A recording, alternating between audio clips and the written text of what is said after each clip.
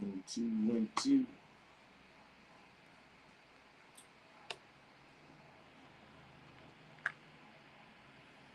Judah TV. Yeah, it took me a little minute. It took me a little minute, but I think we ready. I think we ready to run through this.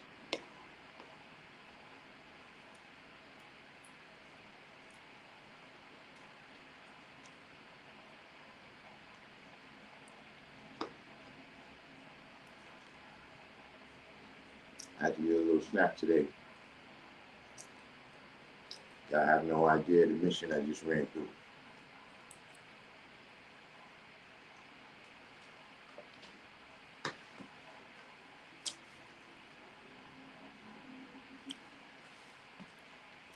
But can you hear me?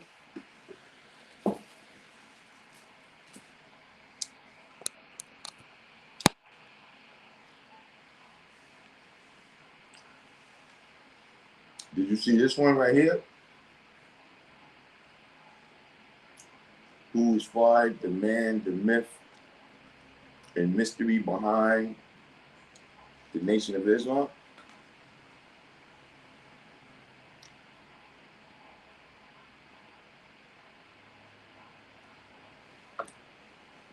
This is on. Let's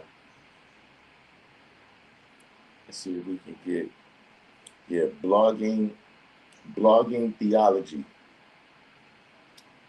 Shout out to his channel.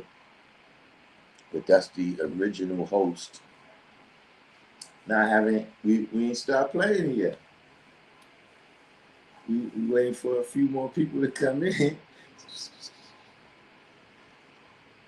But did you see this particular one from Blogging Theology? Who is WD Fard, the man, the myth, and mystery behind the Nation of Islam? So this, the Dr. John Andrew Morrow, he's been writing books. He's been writing books for some years. I see that he got videos going back at least 6 years. The one with Bashir Ahmad. What year that one was made? Because this is fairly recent right here. This is from 3 weeks ago. Well, at least it was posted 3 weeks ago. Could be a repost.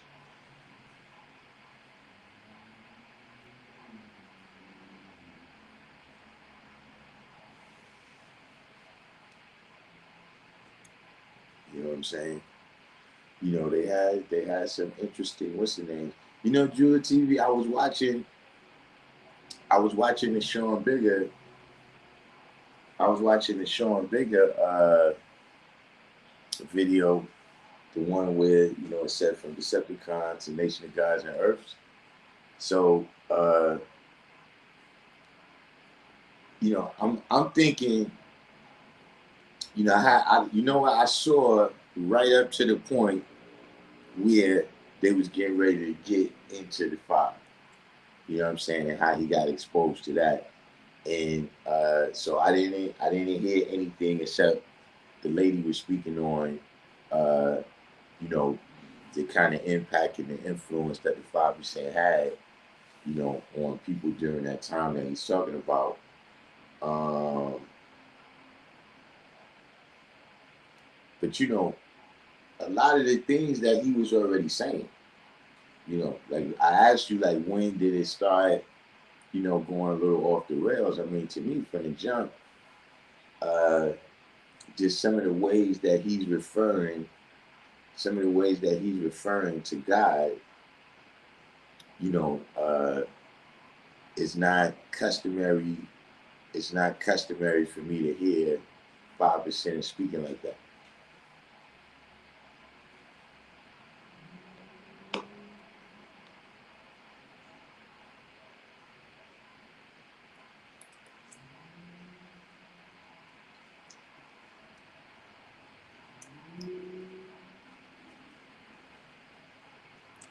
I think today, y'all need to hit the like button.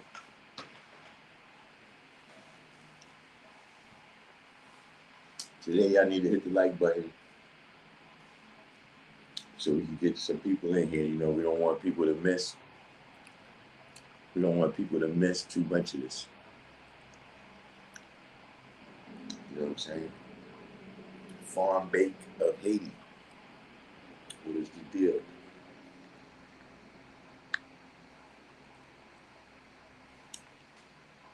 You know, we're just waiting for a couple more about people, man, because you know what's gonna happen as soon as we start it, right? Maybe that's what it is. Let's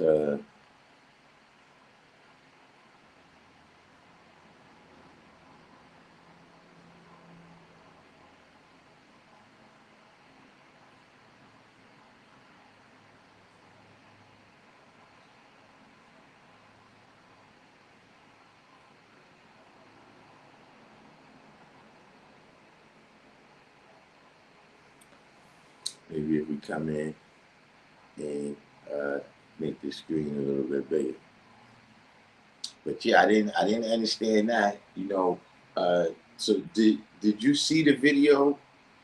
Did you see the video with him and Wakil and King Son speaking about prayer?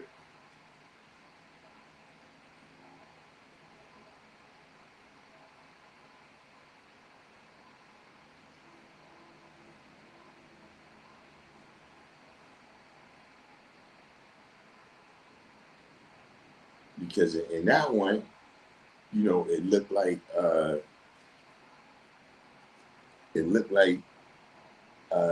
know, he wanted to be sure to stamp out any type of spookism. You know what I'm saying? Because when they mentioned prayer, he asked the question, okay, who you praying to?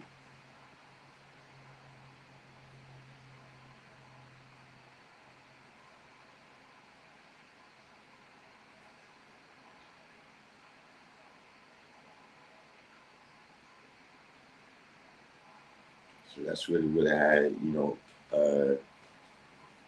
So, you know, I didn't get into that part yet. You know, I'll see what the deal is.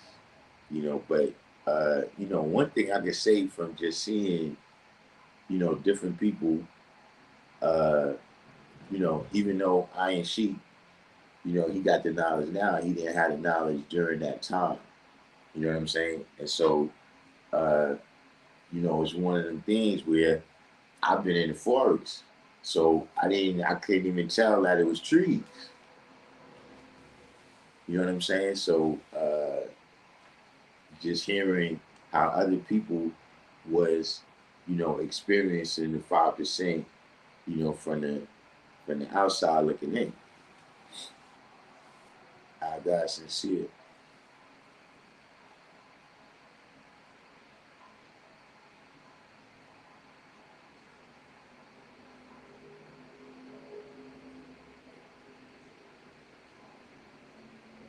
You see what sparked that little revival.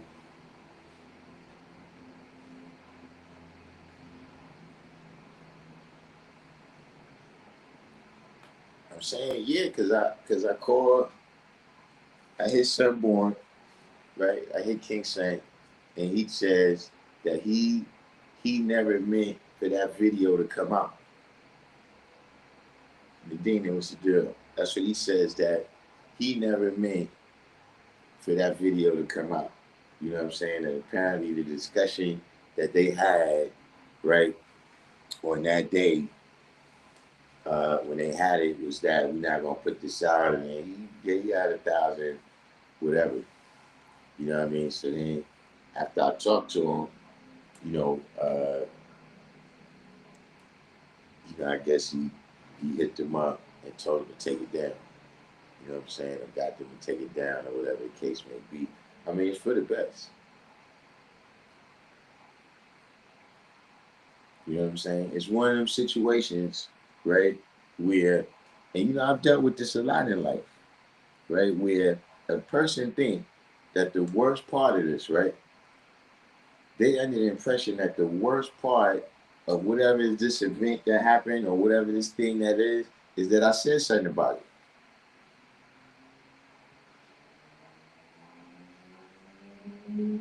That's they real and actual impression, right?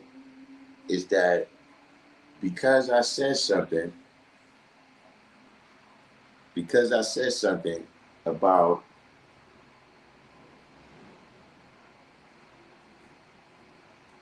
let's take this example specifically. You know what I'm saying? Because I said something about what you presented and your presentation,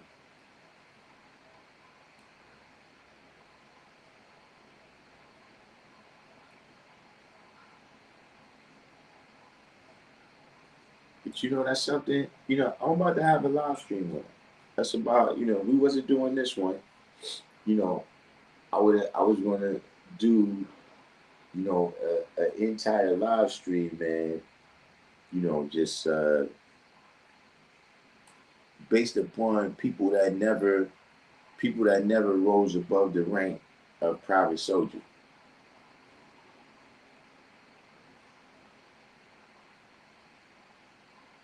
Sir, love from the neighborhood missed us by that much.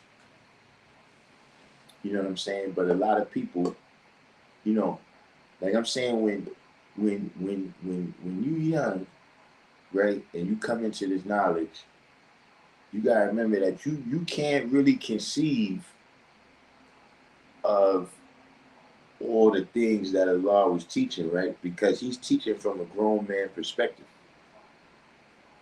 You see what I'm saying? Other groups, right? Free side for Allah. Other groups, they founders was teenagers when the group was being founded. So see they goals and the way they going about doing things. You know what I'm saying? My 15-year-old mind couldn't really understand all of that. You see what I'm saying? So I understood the lessons. You know what I mean? So for instance, like you were saying yesterday, right? Or whatever day that was, you were saying it that okay, we supposed to be going to school. You know what I'm saying? We've all got that directive. You're supposed to go to school or get a trade or get a job, right? Now, by default, right, I'm knowledge power when I get the knowledge. You know what I'm saying? I get it from brothers in school. So by default, I'm not really, that's not really on my mind like that. You understand what I'm saying? Because I'm in school. Uh, but just to say that, okay, a couple months later, I got the knowledge now, right? And I'm teaching people, right? If I run into somebody that I'm teaching and they're not going to school, I'm not going to say nothing about them not going to school. Like I'm gonna just ask them, like, yeah, what you going to do instead? But I'm not going to bring that up because my mind don't comprehend that part. You know what I'm saying of the lessons yet. You see what I mean? But I will ask him if he know the day's degree because that part I can understand. You know what I mean? And then as you have to mature, you mature into this knowledge, right? As opposed to things that are started by teenagers, you mature out of that knowledge. You see what I'm saying? So, but here's the thing, right? We all know that just in our world, in our whole world, not just the 5% world. I'm talking about the world that we immersed in, right? That we got a lot of brothers in the hood that don't never develop past teenagers.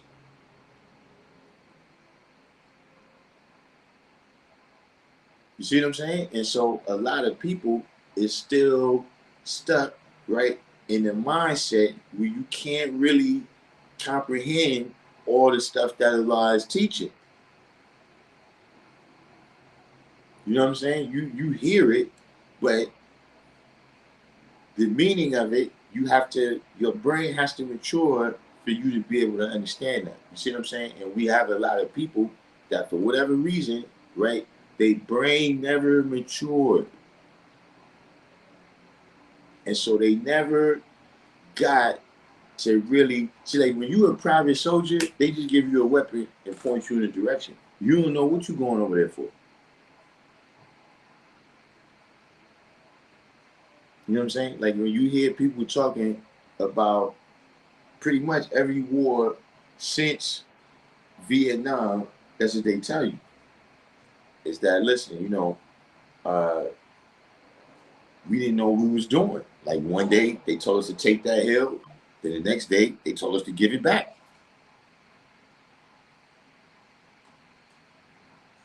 You know what I'm saying? We don't know. We don't know. Look, if they just need us to go over that way and die, they don't tell you that. You know what I'm saying? You out there in the field, and then as you rise through the ranks, then you start to learn what the whole objective is and what the whole real strategy is. You know what I'm saying? But it's easy to lose track of that. You see what I'm saying? One of the reasons I'm just saying, you know, this is a little preview, I guess, you know what I'm saying, of the next live. But, you know, see what happens is, see, once Allah is a man, right? Allah is a grown man, I'm saying, and then he gives the knowledge to children, right? So, to speak for myself, just to say that now the children is starting to teach other children, right, without the influence of the older brothers. You know what I'm saying? Like the knowledge can travel, a tree can grow by 5 people in 2 days. You know what I'm saying? Meaning I get the knowledge, right?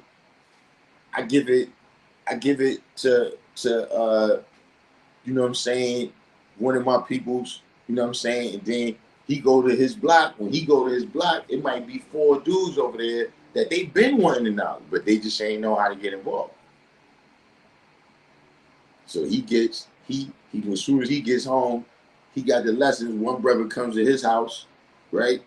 He gets the, and this is what I'm saying. When that's happening, nobody's saying that you're supposed to be going to school.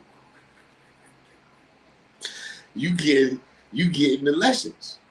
You see what I'm saying? So just when you hear a lot of these things, you know what I'm saying? Like you listen to a Wu-Tang record, or you hear different people talking these war stories, right? And you wonder, how did it get from, dopest for dopes, you know, go to school or get a job, how does it go from there to some of the shit you heard about, you know what I'm saying? That's what's happening. Is that we not understand. You can't. There's no way for you to fully understand what a grown man is saying when you're a teenager. You know what I'm saying? And see a lot of the the brothers that's getting the knowledge now. Y'all got the knowledge at a more mature age, where y'all picked up on that. Y'all getting the knowledge at a more mature stage. You know what I'm saying? Meaning like everything that happened in the 70s and 80s, I'm talking about in the greater black community, right, already played itself out. You see what I'm saying? So, say if it's the 70s or the 80s, yeah, you might have brothers that still believe that, that's a way out. You know what I'm saying? That doing crime is a way out of the hood. You know what I'm saying? See, all of that, in the midst of all that temptation, right? And young minds who is, you gotta, it's all of it. It's the big picture of it. You know what I'm saying? But see, the thing is, what I don't like is like, yeah, that's the big picture of what happened, right? But let's not pretend that was how to do this. Let's not pretend that, that type of behavior was either a part of your growing pains, you know what I'm saying? Being a part of, you wasn't mature enough yet to have the self discipline to live this out, or you were straying away from what you knew was right. See, that's why if you notice, right, a lot of that stuff that they be talking about, all that crazy stuff, it's not happening in Harlem a lot. See, it's happening in far away places where, you know, people is kind of like you going far away where you could bend the rules without being seen. And eventually, the rules start getting broken. You know, and what I'm saying all that to say, because, you know, it's also come up, is that, see, for a lot of people that's out there, that's the image that they think, right? Depending on their life too, right? That's the image that they think a 5% is. You know what I'm saying? But a lot of that's based on your life, because if you would have went to college, then you would have known the guys and earths that went there. You know what I'm saying? But because you was also doing the things that you talking about, you was in the places with those people. You know what I'm saying? But you know, let's not get too deep into that. We got a whole what's the name coming up. We're going to deal with that and some of the effects of it. You know what I'm saying? So right now, we're going to get into this here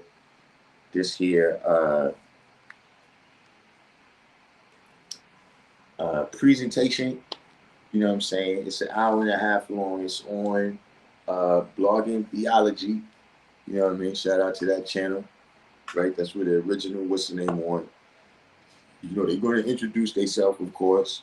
You know what I mean? It's Dr. John Morrow and and Bilal Muhammad. You know what I'm saying? You know, I wish it was somebody. I put the link in the chat. You know what I'm saying? I wish it was somebody on here that has you know, some more knowledge than I have on uh, what Elijah Muhammad taught about far, and uh, you know, the various research that's going on after it. You know what I'm saying? Born magnetic, because for instance, there's a brother that comes on, you know, sometimes he be on the live stream, but a lot of times he watches the live stream after, right? Matty Cakes Muhammad. And so one of the pictures that's presented in this video right here, one of the pictures, he said that, yeah, that is the one of the particular pictures that Elijah Muhammad said that that's not far. So I do wish that we had somebody that could join the live stream, and you know, we could just kind of identify, you know, where those differences is. You know what I'm saying? Just as a matter of reviewing it. But you know, without further ado, let's check it out.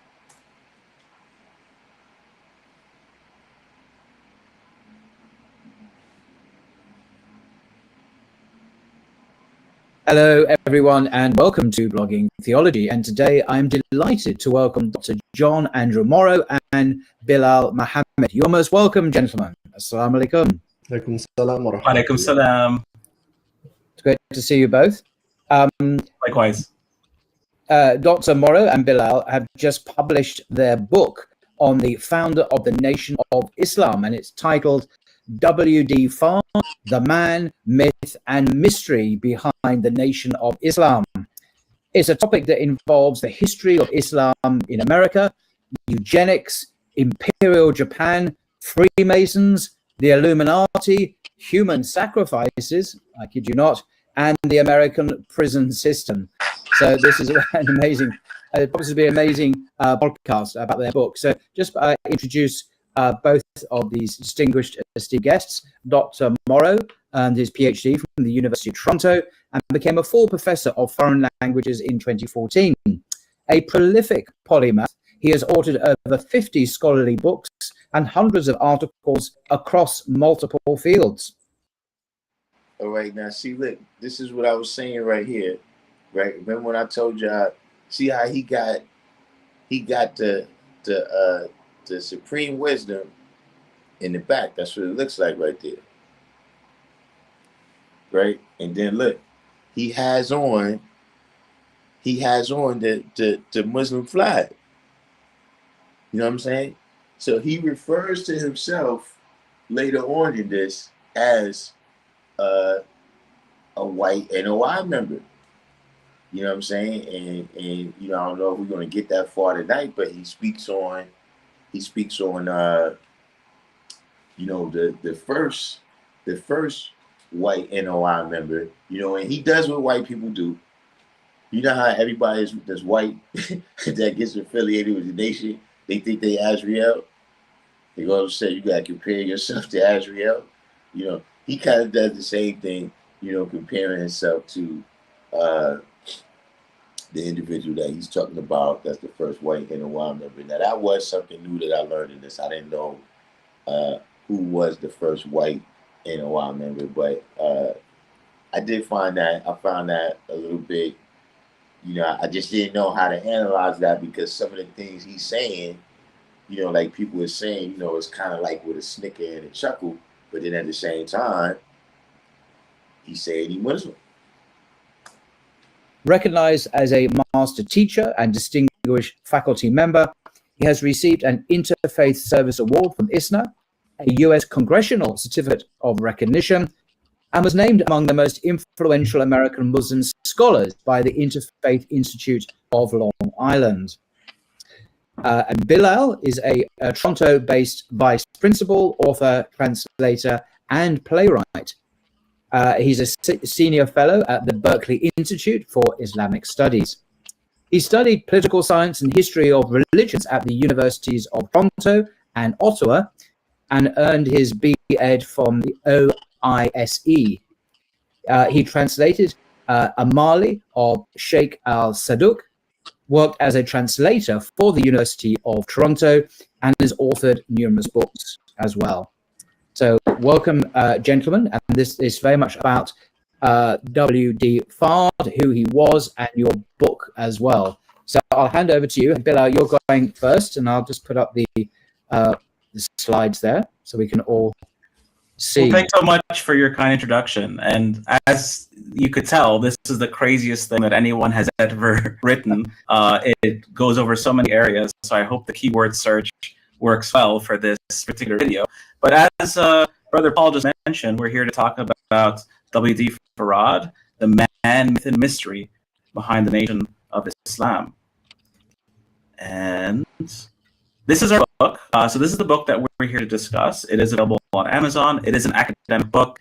It will be available eventually at all major university libraries.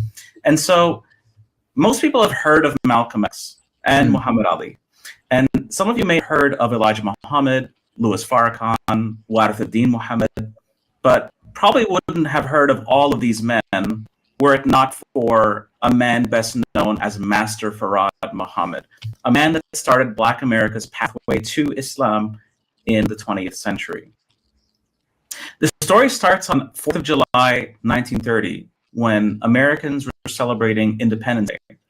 But that same day, a man from the East came to Black Bottom, Detroit, to declare a new kind of independence, the independence of Black people from America. It was the height of the Great Depression. People were poor, they were hungry, they were desperate. Both white and Black stood in breadlines. It was also the height of Jim Crow America, where Black people were routinely strung on trees and lynched. It was also the height of the Great Migration, when Black Americans from the South were making their way to the North in search for better economic and social conditions. But even in the more urban and more liberal North, they found poverty and discrimination. In the midst of all of this, a mysterious man came from the East, and he was known with over 60 aliases: birthday, unknown; country of origin, unknown; intentions, unknown. Wow. He was a dapper, light-skinned, 5'6", 140-pound man with a soft accented voice. And he went door to door. He was in Paradise Valley, which is a neighborhood of Detroit, reportedly selling suits, raincoats, and silks. And he would knock on the doors of Black people, and he would tell them, "I'm your brother from the East." Brother from the East? We didn't know we had brothers in the East. And this would start the conversation, because he would tell them about their country. He would tell them about their ancestors, their history. And most of them hadn't heard any of this before. They knew almost nothing about Asia or Africa or Islam, and so they listened very eagerly. And they would invite him into their house for dinner to hear more about their history, and he was also proficient in the Bible. He was erudite in math and pop science. He claimed to be fluent in 16 languages. He said that he traveled the world, studied white people for over 20 years before making himself known to us. And he initially identified himself as Professor Ford, quote unquote. He said he was from Mecca. He said his father was a black man and his mother was a white Muslim woman. And he taught that he was made light-skinned so that he would be able to be received in America, that he'd be able to slip in without observation like a thief in the night and study both races and blend in into both circles. So as they would eat dinner, he would talk about the food they were eating. He would point at certain foods and he would say, "This is poison, don't eat this. Your people don't eat this where they come from, and they're in good health all the time." So he almost mythologized, in a way, the Muslim world. And he would give this kind of dietary advice. And he would tell them to eat only one meal a day, in other words, to fast. He told them to avoid pork and alcohol, but also other foods. And he emphasized a mostly vegetarian-based diet. As people began following his dietary advice, they noticed that their health would improve. And so they wanted to learn more about themselves, more about their people, more about the future. And so he gave lectures packed with people, basements, houses. The whole room would fill up, and people would wait in line outside to listen to the lecture until it was their turn to fill the room and then listen. And so sometimes he would teach for 24 hours straight. And his followers never saw him sleeping. And eventually, his followers pooled their resources together, and they bought themselves a temple on Hastings Street in Detroit, which we're looking at right now on the second floor of this building. So this was called Allah Temple of Islam, and he claimed to be teaching Islam, and he wanted Black Americans to accept their own, quote unquote, and heed the call and join on to their own kind as Muslims. So at this point, he was known as Wallace D. Farad, or Wali D. Farad, or W.D. Farad. And he initially used the Bible as his textbook, but later he would call the Bible the poison book, saying that it was tampered with and scientifically inaccurate. And so at this point, he introduced the Quran as the most authoritative text, but he was not teaching like a traditional Islam, or what would be later known as Orthodox Islam at all. He wasn't teaching this at all. He was a naturalist. He was a materialist. He did not teach much on Prophet Muhammad sallallahu alaihi wasallam. He did not teach life after death, and he taught that he himself was the savior. Amazing. There's a rather orthodox views. Definitely. Now, he was teaching that white people were a race of devils. He was teaching that Black people were the supreme beings, and that whites were grafted out of Black people through a process of eugenics and birth control. And he believed that whites were evil by nature. And after all, whites robbed Black people of the knowledge of self. They robbed them of their names, their language, their culture, their country, their God, and their religion. This is how he... Yeah, after that, right? You can see, like, remember I said yesterday that one dude was a little more respectful, right? He was a little bit. This is the first guy right here. I mean, look, he's basically, look, he could be,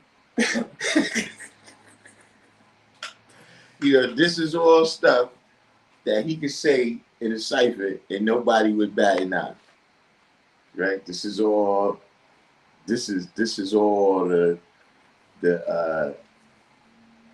you know, this is the basics. This is the general, you know, in terms of him speaking on, you know, what Elijah has taught, what we absorb, he's you know, he's going down the list.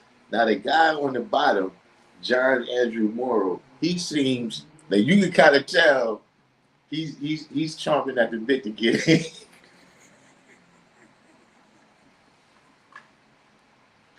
You can just look at his face and see, look, I'm already give y'all a heads up. That's the, remember I said if you're too emotional and you can't handle it, the guy on the bottom, that's the guy you need to tune out whenever he comes on. Teach them, and he subjected them. Of course, he's saying that whites subjected blacks to 3 centuries of slavery and turned them inside out and upside down through a system of white supremacy. And he taught that white people created the slave-making religion of Christianity. And so it didn't take much for people to believe that the devil wasn't some underground demon that would burn you after you die, but that they were burning in this world, and that there was this marauding and manipulating race that was here while you were alive. This was his teaching. Farad taught that God would soon destroy the white race and America. And he taught that Asiatic people built a mothership that would soon incinerate the United States. This would be the War of Armageddon, and black people had to join on their own kind before it was too late. So they had to join the Nation of Islam and sit themselves in heaven at once. So where was he getting all of this? And this is partly what our book explores. But back to the story, W.D. Farad opened an elementary school, the University of Islam. He preached in banquet halls and rented ships.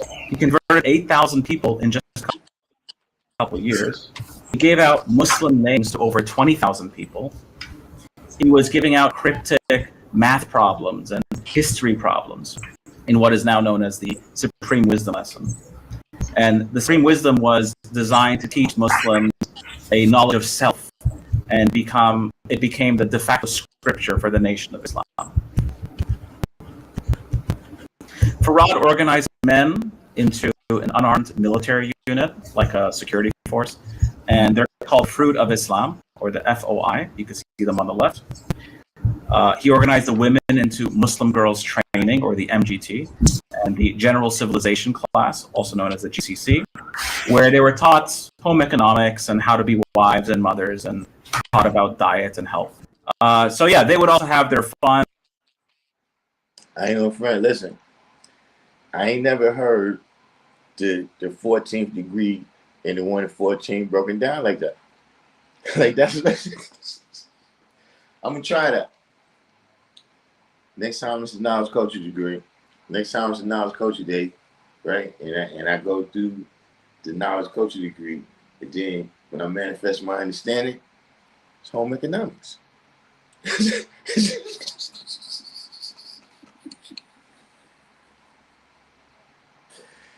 Hey, listen. See, this is what I mean when I say, see, I don't speak the King's English. I wish I could use. I wish I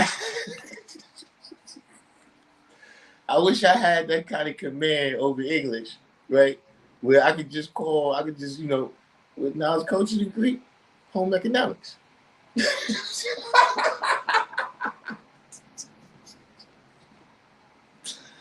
You know what I'm saying? But I mean, look, at the end of the day, like I said, we just checking it out. We seeing what they researching. You know what I mean? Just because they said it, they see, especially if you don't get the book, right? See a lot. If you get the book, and then you will have a chance to really look in the footnotes and see what their sources is and everything. You know what I'm saying? But I could just come up here and say I got a book and just start making all kinds of claims. The more, we get into all of this internet stuff and all of this stuff like that, you know what I'm saying? It's just the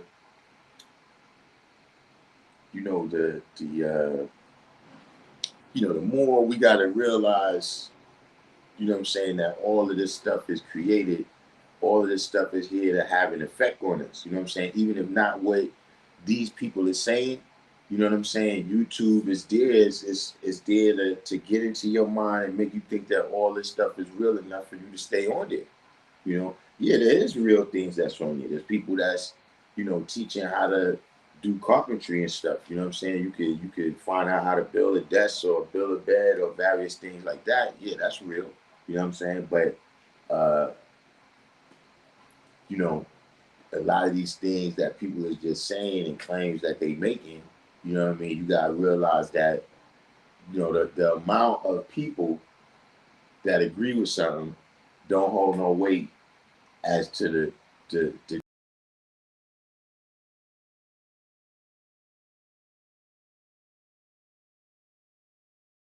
They danced the waltz. They'd invent new foods, including the bean pie, which I've had from Brooklyn. And it was a budding subculture and a community. And of course, then trouble came. You see, one of the supreme wisdom lessons talks about, quote, bringing the heads of four devils. Mm. And the meaning of this particular passage is debated, it's disputed, but one man took it as a license to commit a human sacrifice. Sure.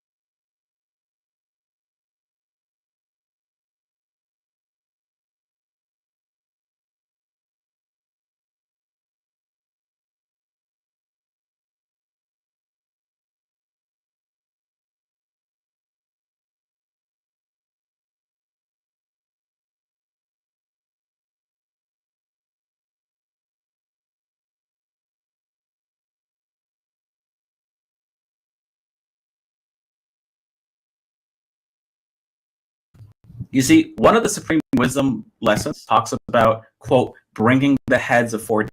Part of what our book explores. But back to the story. Farad opened an elementary school, the University of Islam. He preached in banquet halls and rented ships. He converted 8,000 people in just a couple of years. He gave out Muslim names to over 20,000 people. He was giving out cryptic math problems and history problems in what is now known as the Supreme Wisdom lesson. And the Supreme Wisdom was designed to teach Muslims a knowledge of self, and it became the de facto scripture for the nation of Islam. Farad organized men into an unarmed military unit, like a security force, and they're called the Fruit of Islam, or the FOI. You can see them on the left. He organized the women into Muslim Girls Training, or the MGT, and the General Civilization class, also known as the GCC, where they were taught home economics and how to be wives and mothers, and taught about diet and health. So yeah, they would also have their fun. So they'd have picnics, they'd play baseball, they'd dance the waltz, they'd invent new foods, including the bean pie, which I've had from Brooklyn. And it was a budding subculture and a community. And of course, then trouble came. You see, one of the supreme wisdom lessons talks about, quote, bringing the heads of 4 devils. Mm. And the meaning of this particular passage is debated, it's disputed, but one man took it as a license to commit a human sacrifice. Gosh. And in November 1932, a Nation of Islam follower by the name of Robert Harris, who you can see here, he built a crude altar and publicly sacrificed another man by stabbing him, beating him to death. But was this a white man he did that to, or I mean, was that? Now look, how many times? How many times I done told y'all this is not the way to handle things. This is what happens. This is what happens when you don't know how to draw things up.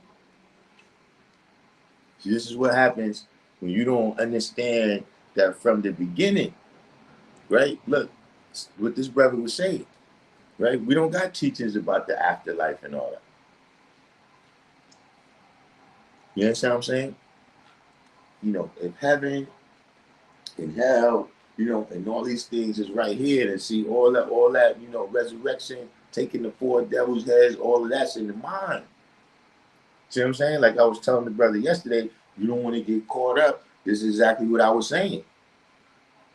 You don't want to get caught up, you know what I'm saying, and thinking that this holy war is out there. You understand what I mean? You don't want to get caught up in thinking that the 4 devils' heads is out there. See, it's 4 ideas you got in your head that's going to cause trouble. Death, hell, and destruction. You see what I'm saying? And that's the battle that you got to battle. Or look, you know, and see, look, this is what happens. Now look, as this story goes on, right? Remember what I said. See, when you teach it, right? You know by the fruit that you bear, right? The tree is known by the fruit it bears. So if somebody leaves here, right, and go do something heinous, and then they look back on their phone and be like, the last thing he did before he did that was he watched Darkim live stream. You see what I'm saying? See, if we all go to jail, then that make Allah look like he started a game. You see what I'm saying? But if we all, you know, be positive factors in the world, then that make it look like Allah built a nation of God and earth. You see what I'm saying? So this is what I'm saying is that, you know, what you teaching and who you teaching to can have an impact on everything. You know what I'm saying? But, you know, let's continue on with this story. But that is an important part, right? If you haven't gotten a full grasp of what I've been saying, right, about the battle is in yourself to take the 4 devils off your planet, right? Then exhibit 1A. It was actually another black man. Oh, really? Yeah. Oh. Now, you know, this immediately got everyone's attention, as it would. I'm sure. You know, what the heck is going on? And the police arrested Robert Harris, and they also arrested W.D. Farad, and newspapers all over America were calling this group the... You see that? See that? Look, all he do is teaching people. And you get arrested, right? Because of what this dude make it look like you teaching. Because you ain't teaching people with 7 1/2 ounces of fully functioning, right? Not mentally and emotionally challenged brain. Voodoo cult. They were calling it because it was a black group. So it's a bit of a racist title. But all over America, they were talking about the voodoo cult in newspapers, and they arrested W.D. Farad. They called him a fakir. And a fakir in those days meant a magician or a con man. Really? I tell you right now, one of y'all get me arrested, y'all better make sure y'all go in y'all go in a different jail. Listen, if you hear I'm coming, take your ass in PC forthwith. Yes, and so W.D. Farad told police that he was the, quote, supreme being. The prison doctor said that he was suffering delusions that he was a divinity.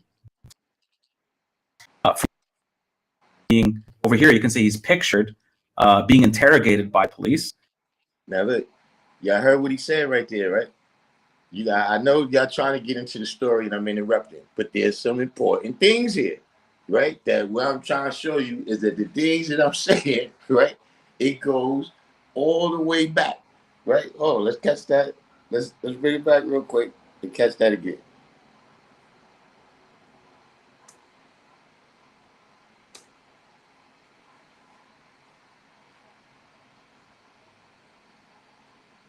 Doctor said that he was suffering delusions that he was a divinity. You see, one of the Supreme Wisdom lessons talks. Yes, and so W.D. Farad told police that he was the, quote, supreme being. The prison doctor said that he was suffering delusions that he was a divinity. Farad was being. All right, now look, it's a small point right there. But you see what he said? He came in there and said he was God, right? And the very next thing it said, in the prison doctor. see how motherfucker you go all over the world now and say you God and shit and expect, you expect respect. Back at that time, right, up until a certain point, when you got arrested and said you was God, you went to the mental institution. Shalom, what's the deal? You had to go for mental evaluation just because you said you was God. You see what I'm saying? Just saying that, like I told you, the older brothers went through things, right? That see, like now when you see that they serious about, like, yeah, man, brothers had to go to Bellevue. Just for being in contact with the government and saying that they was God. Over here, you can see he's pictured being interrogated by police and pointing at a book. Some say maybe the Quran, some say another book. We actually find in our book that it was Jehovah's Witness literature. But he was pointing at the book saying, here is my authority, in this very assertive and authoritative way. And the police, they couldn't link Farad to the so-called voodoo murder because I guess Robert Hare is a lower-ranking member of the cult, and so they let him go. And they let him go on the condition that he leaves Detroit for good. And so in December, he left. So a question, I'm a bit confused. In terms of his own ethnic background, what was it? Do we know? Was he from the Far East, whatever that means? Or was he? I mean, what was his first language as well? Was he a native English-speaking person, or that's definitely something that Dr. Morrow will be getting into. Okay, excellent. Okay, yeah, because it is a mystery. It is hitherto a mystery. Hitherto, that sounds interesting. Okay. Yeah, and so our book makes a pretty compelling case for his background. Excellent. Which we will discuss, inshallah. But it's a very good question. Okay, thank you. Okay, so he left in December 1932. He left Detroit. Now, Farad would sneak back in, but he'd be caught and he'd be thrown out again. And in 1933, his new base was in Chicago. But even there, he would get arrested for, quote, disturbing the peace, usually just renting a hall and preaching his version of Islam. And of course, he spent this year in 1933 just driving around America, writing letters, giving instructions, giving supreme wisdom problems. And as time went on, he received more and more in the background. He set up the Nation of Islam, the University of Islam, the Fruit of Islam, the Muslim Girls Training, and he let the institution just kind of run itself. And it did. And he succeeded as a leader in that regards because his nation was able to run without him. So at this point, it was run by Elijah Muhammad's family. These were the main loyalists of Farad by 1934. The police was still watching the Nation of Islam, and in 1934, they stormed the school. They charged the nation with the delinquency of minors. Sorry, just got a little ahead. The authorities would jail Elijah Muhammad again. They jailed him in 1942 for his sympathies with Japan. But still, the Nation of Islam remained stable. It grew, it shrunk over the decades, and Eventually, it would hit at its peak over 1 million members by the 1970s. Now, what about W.D. Farad? By 1934, he was being called a prophet, a supreme being. And in 1934, he would disappear. He would disappear completely without trace. And he sent his final supreme wisdom lesson, which is English lesson number C1, from the, quote, southwestern part of North America, which could be Mexico. He included his name on the letter, W.F. Muhammad, meaning Wallace Farad Muhammad. And then after that, complete radio silence. Nobody knows where he went. The FBI would spend decades trying to track him down. And they did put some pieces together, but they couldn't find him post-1934. So the Nation of Islam thought it was possible that he might return someday. But eventually it was clear that he had gone away for good. Oops. Yep. So by the end of 1934, Elijah Muhammad had taken over the main body of the movement, and Elijah was teaching that Farad, now called Master Farad Muhammad, was Allah in person. He taught that Farad was the Messiah of the Christians and the Mahdi of the Muslims. So Farad was kind of the godhead of a nation of gods, not in the sense that he was the creator of the heavens and the earth, because he was born in the 1800s after all, but in the sense that he is like the current deity in a line of successive deities, or in other words, the highest manifestation of Allah in the present day. And Elijah Muhammad was his messenger. And he taught that soon, at Farad's call, the mothership would. That's it. That's another one of them. Another one of them places right there, right, where, you know, he's analyzing things based upon the things that he knows already, right? So, you know, from the academic standpoint, right, and from the, you know, the academic standpoint that they studying this from, right, and from the, you know, environment of the religions that you know is mostly, you know, known to people today, right? He has to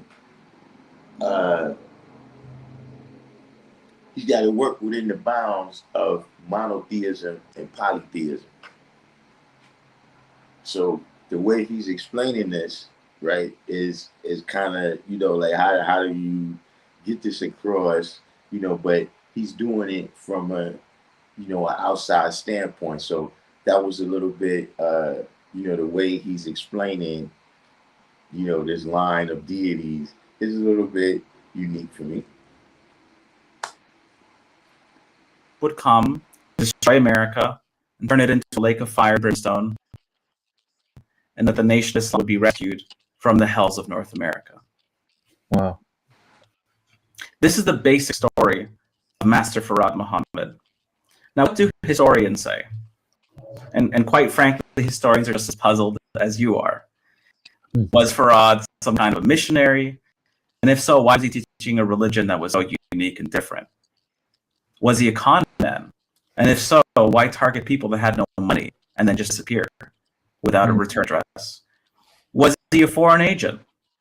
He did have some relationship with Japanese agents like Major Takahashi, but they were kind of like frenemies competing over the same flock. Was he insane or delusional, as the prison doctor would conclude? And some of his symptoms do line up with what would later be called bipolar 1, but some don't. Was he a domestic agent trying to promote segregation among blacks, just as the KKK promoted among whites? The truth is, no one knows for sure. So what do we know about the historical Master Farad Muhammad?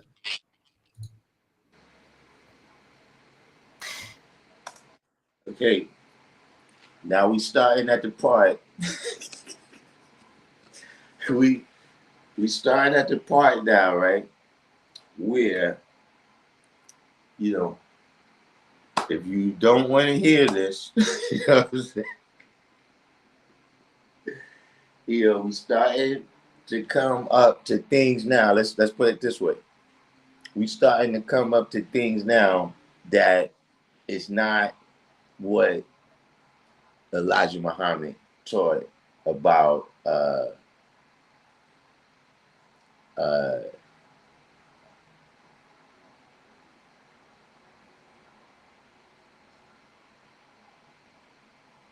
what he said here, would you consider Fard in succession as being one of the 24 scientists?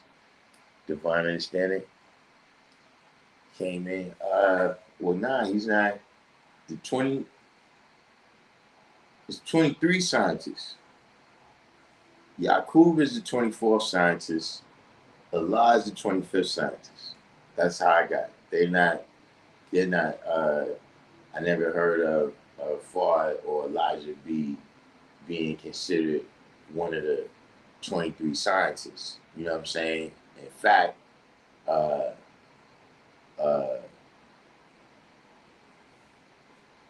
mean, like Alfonso was supposed to have been, given that mission by the 23 scientists, the way I recall it. But like I said, that's why I wish we had somebody who had, very intricate knowledge of the NOI that could come in and kind of, tell us where this, because there's some things that, like I said, a brother hit me and he said that one of the pictures that they just put up includes a picture that Elijah Muhammad said is not him. You know what I'm saying? So, let's we're gonna proceed. You know what I'm saying? But look, just remember that you paid for your phone. So if you hear something you don't like, don't be slamming your phone against the wall. And then your kids can't get in touch with you tomorrow. All right? Just keep that in mind. Just like there's a Christological Jesus, there's a historical Jesus. And there's also a historical W.D. Farad. And historians have been trying to piece it together for decades. And the truth is, Farad is still clouded in mystery after all this time, but the picture's getting clearer, and our book is the latest attempt at that.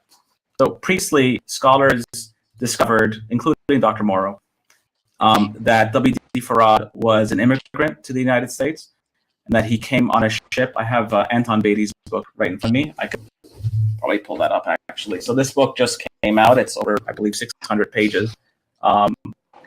It's Anton Beatty's book, W.D. Farad, The First Footsteps in America. Right. So he discovered that he came on a ship called the SS Coptic, which came from China to Japan to America in 1907. And Farad became a tamale vendor in the Pacific Northwest. See what I'm saying? We starting to get, look, that's like 7 8 there. I that's the word I needed right there. Trigger warning. But you see right there, this first little Elijah Muhammad got here in 1910. But this says 1907. So one discrepancy, first discrepancy so far. Look, this is what I'm saying. Right now, I'm Ice Cube and you Cuba Gooding. if you don't want it, if you're thinking that this might get you upset, now's your chance to get out the whip. He said, in Nation Teachings, Alfonso was one of the all right, yeah, he was one of the scientists. They teach there 12 major and 12 minor, with the 24th being Allah. Fard would technically be the 24th or Allah. Yeah, it gets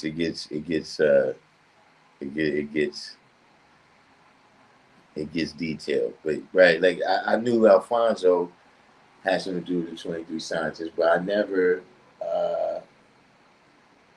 seen them considering Fard one of the 23 scientists.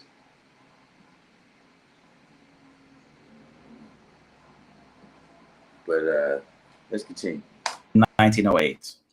And he operated a lunch cart in Oregon at the time. I think I went a little ahead. Yeah, so this is the SS Coptic here on the right. He would operate a lunch cart. He would sell tamales. And, he was called Fred the Turk. Instead of Farad, he was Fred. The Turk. Of course, Turk at that time was a catch-all name for Muslim at that, in those years. And he was also called Fred the Greek, so that makes things more confusing. Yes. But he was pretty successful, and he would even cater at weddings. Of course, Fred ran into legal trouble here and there. He was accused of sexually assaulting a married teenage woman at the time named Laura Swanson. He was found not guilty.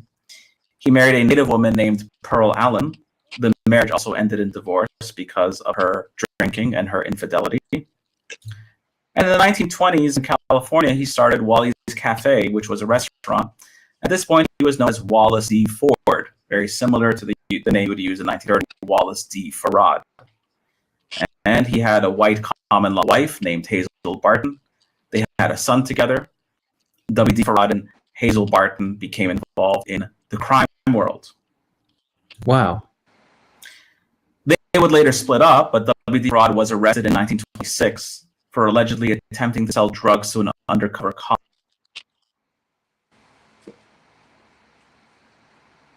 Your ultra instinct. I don't know if today is your day. I don't know who you are, but I don't know if today is your day. But look, that's very interesting that yesterday was the day Elijah met Farad, September 22nd, 1931.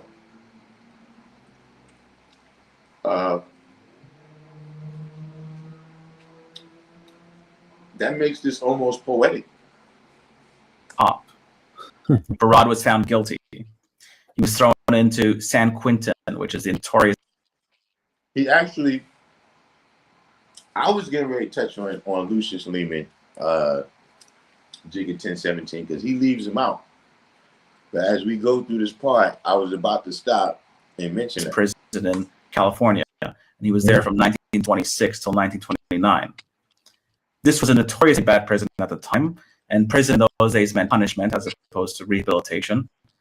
And this was a prison with hard labor, with executions and fights and racism. And I'm fairly certain personally that this prison time radicalized him further until we get to the man that we meet in 1930, Black Bottom, Detroit.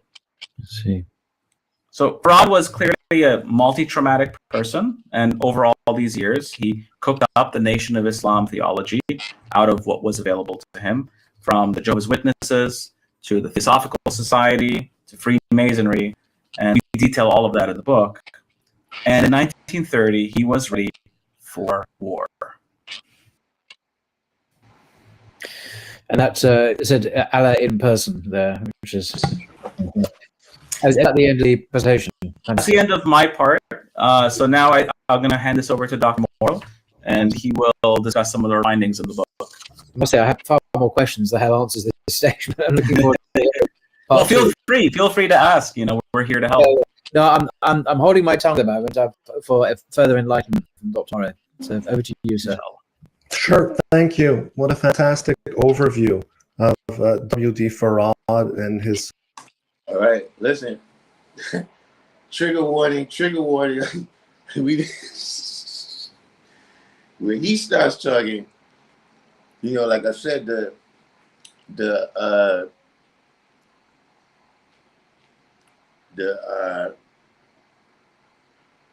Bilal Muhammad, he just seems to be, to me, because I saw this already. So, it seemed to me that he presented his information just in a little bit more respectful way. You know what I'm saying? Like he, as he was speaking about, what Elijah teaches about these topics, right? He wasn't, being, like he was ridiculing it. You see what I'm saying? And when he was talking about the things that disagree with what Elijah say, he wasn't putting no extra sauce on it. You know what I'm saying? Now this guy, like I said, remember that you don't have insurance on your phone, right? Don't throw your phone against the wall when you hear this guy, or when you see this guy's presentation. He said, without Farad, you have no Nation of Islam and you have no gods on earth. I mean, listen, I'm under the impression that y'all couldn't stop me. I don't care what you got. I'm under the impression that I couldn't be stopped. You understand what I'm saying? And look, you got a lot of people that make that claim, right? You know, you go to the Morrow signs, there says it's no Wujud Ali. You know what I'm saying? But you know, actually, I missed the opportunity. The brother was talking. They just passed the part where uh, they saying that Fard may or may not have went to San Quentin, and in San Quentin was the dude that the brother was talking about, a dude named Lucius Lehman, and had been getting Lucius Lehman had been getting uh, arrested since the 1890s. You know what I'm saying? So there's many public records of him, and in these public records, he's claiming to be the Mufti and the Imam and the like the Imam of Egypt. You know what I'm saying? A lot of things that you heard Nobuju Ali and Fargo on and teach. He was saying that stuff is documented. You know what I'm saying? That and he was like there's letters from him, right? And so he was teaching some kind of black nationalism mixed, you know, with Islam. Like whatever he was doing, it was they were saying so he had been influencing people in San Quentin. You know what I'm saying? He had been influencing people in San Quentin. Now, they just said that Fard got there, I think they said 1926, right? If I recall the history correctly, this brother had left San Quentin by like 1923 or something. You know what I'm saying? So that would take them away from you know meeting directly. You know what I'm saying? But yeah, that's one of the speculations that he might have run into some of Lucius Lehman's students in San Quentin. I'm saying in this version of the events, you know what I mean? Because as far as I'm concerned, like I said, all of this is the same information, right? But it's just that when the people do their research, you know, for whatever reason that they decide based on their criteria, they give more weight to, you know, one theory or the other theory or one event or the other event. You know what I mean? So like for instance, in this, you know, in the past, right? The Fred the Turk guy, they were saying that Fard was from Washington State. You see what I'm saying? You know, at one time they were saying that he was from New Zealand. You know what I'm saying? Now, what you see in this video is that they don't give no weight to the New Zealand theory. You understand what I'm saying? And in terms as far as they concerned, Fred the Turk got here in 1907 on the ship. You understand what I'm saying? So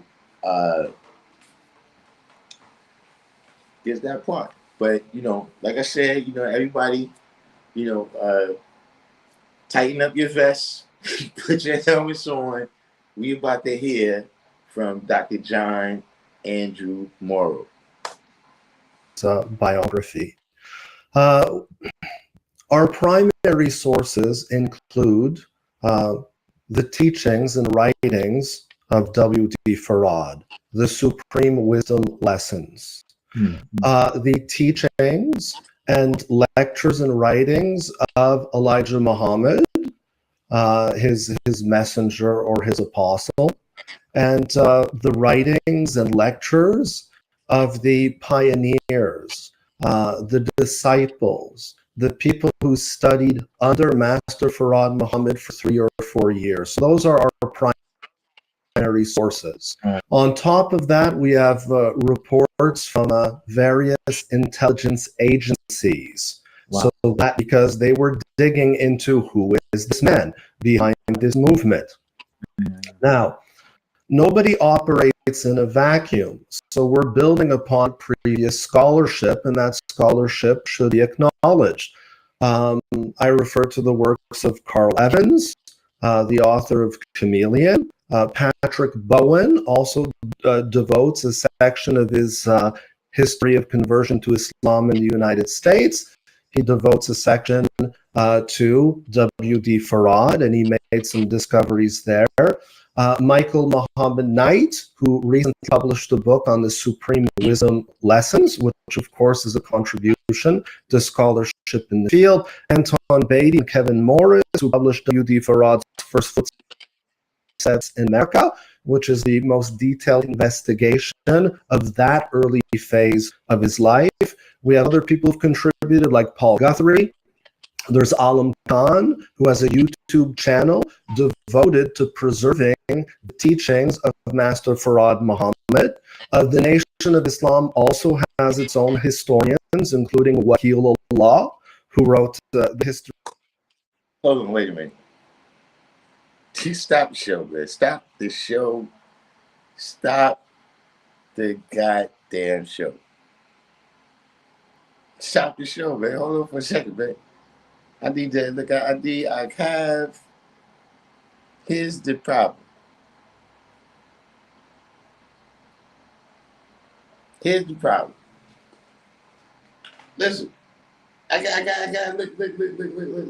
I got the hate right here. Y'all can call me tomorrow about it, but right now, I got the hate. I got the hate. How the hell? Hey, listen. How the hell do Michael Muhammad Knight and Wakil get to be up there? Where I'm at? Where?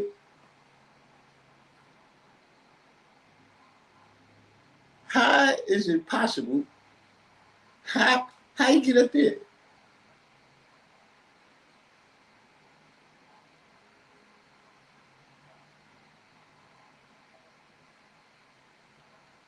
You know, back in the days, you see somebody like on a swing, they wave, they standing like I used to know this dude. He used to make the thing go over it, and then he could stand on top of the pole.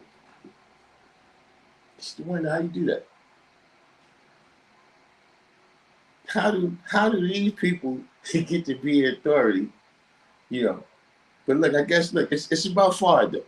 See, if it was about 5%, right, then I really had to contact these people. You know, but I just, some days I just wonder how we measuring this here, who's the experts. You know, because see what I'm saying, even if you Wayne, at least say Wesley. At least say Wesley. Say. Come on, Wayne. All right, man. Hey, man. Let's get back to the what's your name. JPF Fallen. I know you ain't talking to me. That's out of it. It's only listen. There's a lot of things I don't know. But what I do know is you ain't talking to me.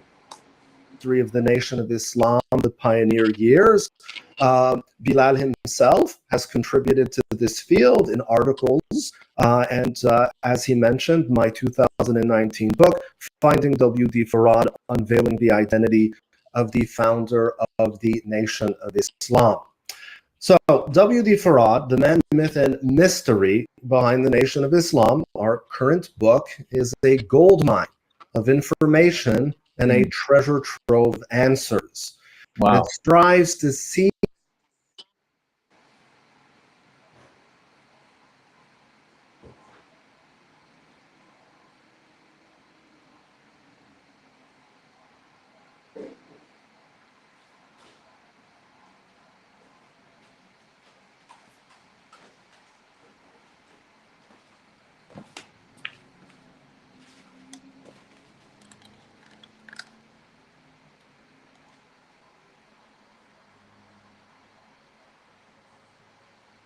What happened to my sound?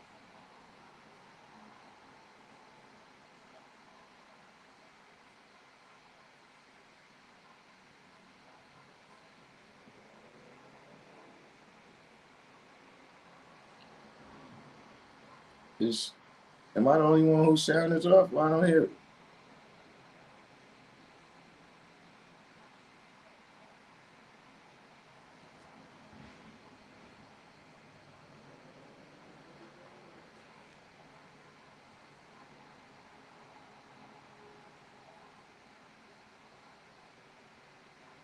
The sound went out, right? Yeah, I don't know what's hold on. Let me see if we can get that there back.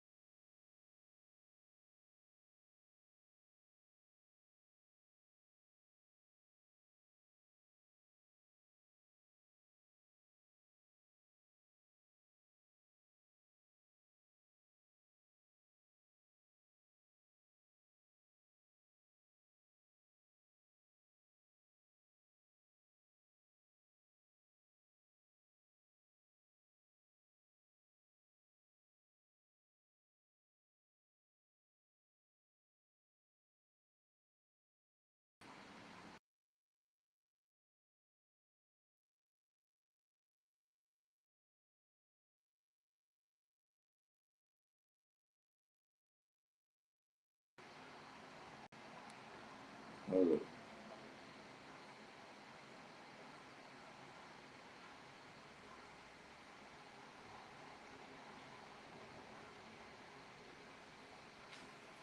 JPN Falling says that I'm definitely not qualified to speak on Ford. Don't poke the bear. Look, I'm gonna give you a chance to go ahead. You know what I'm saying? Like I told you, right? Today might not be your day. You know what I'm saying? And I already promised the brothers that I was gonna stop getting caught up with clowns.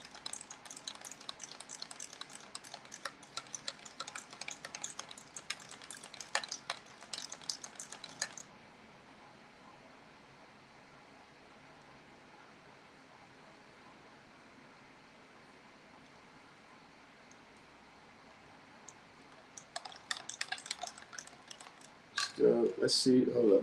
I think we gotta have to. We're gonna have to just go ahead and let's see if this works.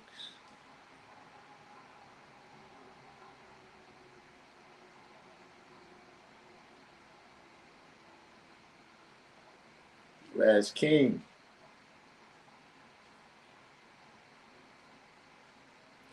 Oh yeah, you know what? I missed it because he said what he said.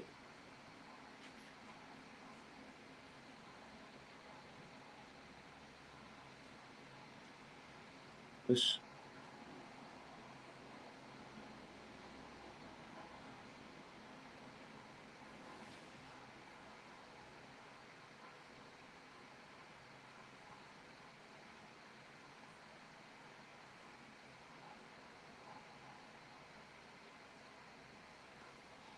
I still.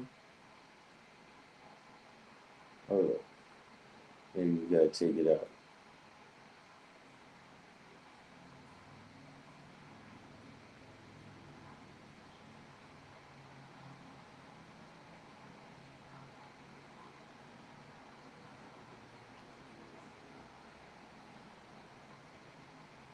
But yeah, what was the second coincidence that you mentioned? I didn't.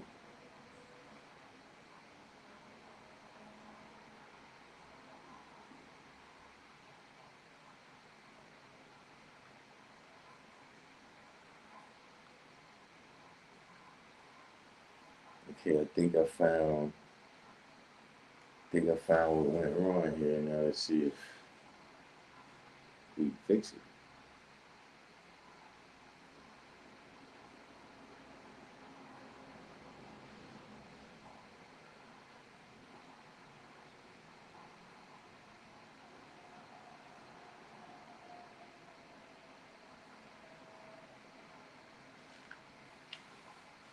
we should be able to get back in there. But so yeah, so far, what y'all what y'all think about it?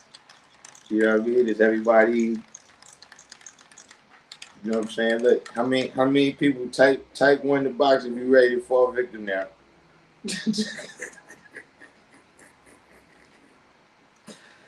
If you ready to go back, look, if this whole shit is a bullshit scam and you ready to go back to Christianity right now, type one in the box.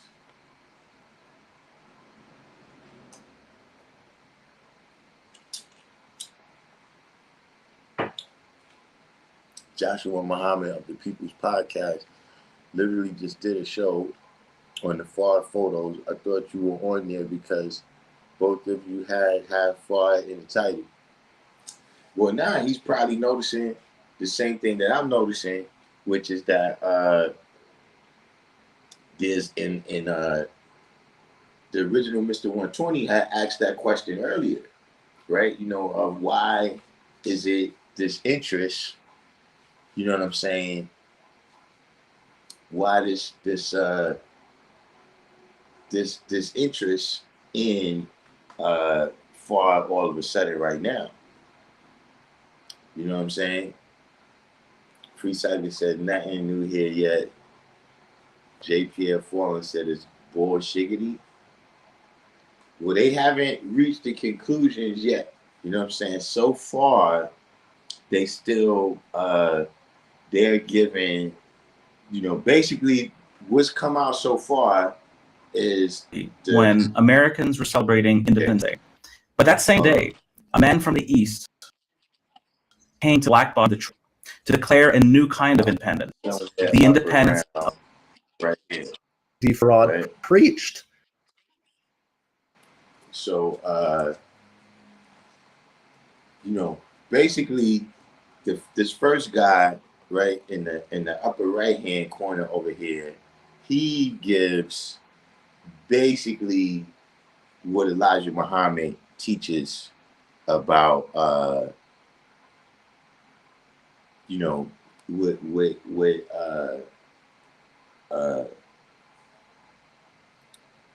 what Elijah Muhammad teaches on the subject. You know what I'm saying?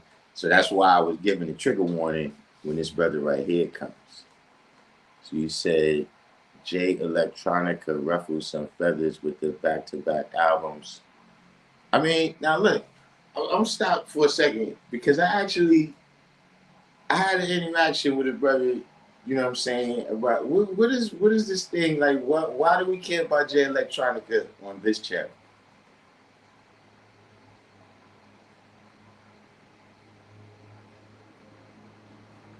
And like what's the like how, because the person that I interacted with, that's what he was saying, that like J Electronica albums is some kind of 5% thing. I just want to understand. I don't know what that's about.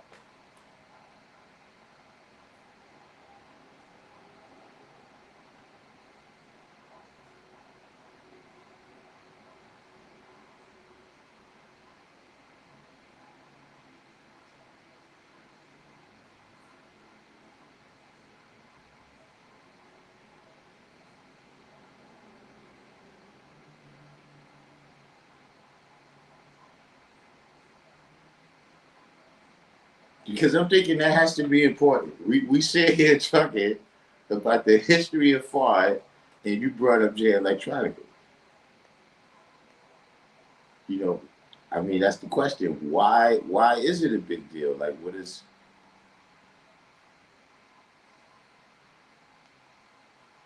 Smell good said.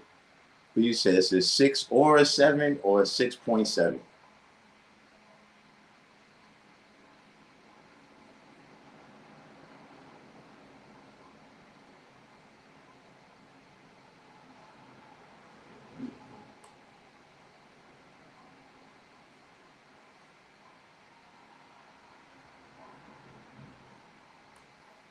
Because I had ran into, well, somebody sent me, the link to a post, you know what I mean, where this brother was going in on the guys. Reeves said, is it about UFOs? I mean, look, they look, how can you talk about the history of Fard as is told by Elijah and not include the mothership? But that's not what this is about. It's about uh, who was for it. And like I said, just in terms of, why they make it and what's the interest and what they're gonna put in it, I don't know. But if you just, Google for it, Nation of Islam, what you would see is that it comes in waves.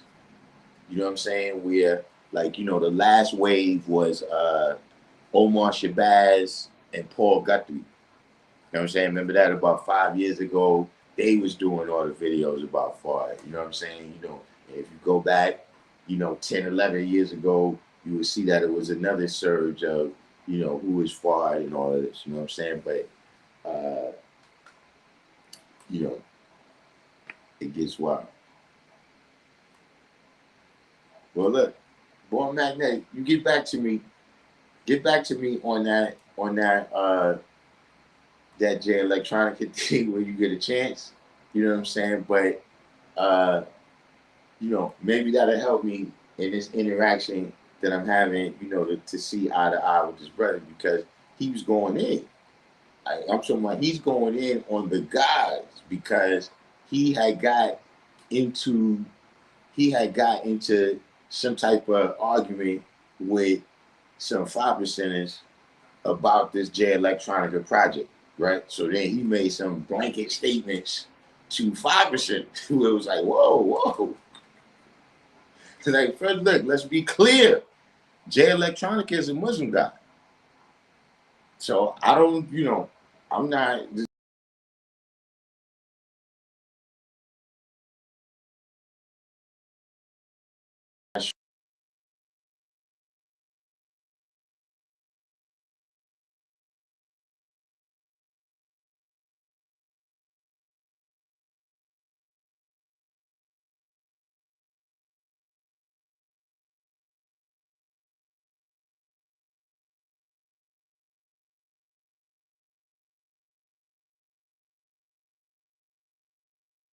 And which had been presumed until very recently to be the Quran, has turned out to be Deliverance, an apocalyptic text produced by scholarship in the field, Anton Beatty and Kevin Morris, who published W. Farad's First Footsteps in America, which is the most detailed investigation of that early phase of his life. We have other people who've contributed, like Paul Guthrie. There's Alam Khan, who has a YouTube channel devoted to preserving the teachings of Master Farad Muhammad. The Nation of Islam also has its own historians, including Wakilullah, who wrote the history of the Nation of Islam, the pioneer years. Bilal himself has contributed to this field in articles, and as he mentioned, my 2019 book, Finding W.D. Farad, Unveiling the Identity of the Founder of the Nation of Islam. So W.D. Farad, the man, myth, and mystery behind the Nation of Islam, our current book, is a goldmine of information and a treasure trove of answers. Wow. It strives to see fact from fiction and to disentangle W.D. Farad's magic realism, which blurs the lines of history and fantasy. And like Brother Bilal mentioned, it's the very same thing that happened to figures like Jesus, for example. There's a historical Jesus, there's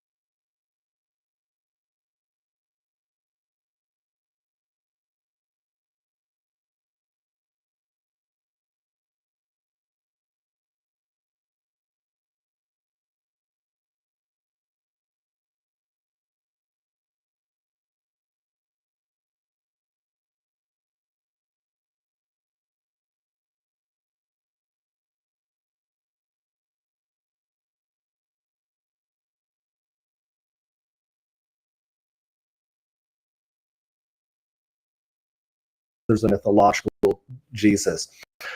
While it would be onerous to recapitulate every new fact. Yeah, I just realized that y'all wasn't here. But I had stopped it. To say that, see, one of the things that gets you a little bit more upset about this guy is that his accent, right? Just the way he's speaking, it sounds like he's talking down on you. it sounds like he's talking down on you. Like, look, those like those Jamaicans that don't speak, they don't speak to like the ghetto patois. You know what I'm saying? Or those black people that they speak with like that New England Betty Davis kind of accent, where just for the jump, you kind of, this dude already, like, he put you in a state, like, it's the way he's speaking is almost like he's already said no disrespect. You know how somebody say no disrespect, they're about to disrespect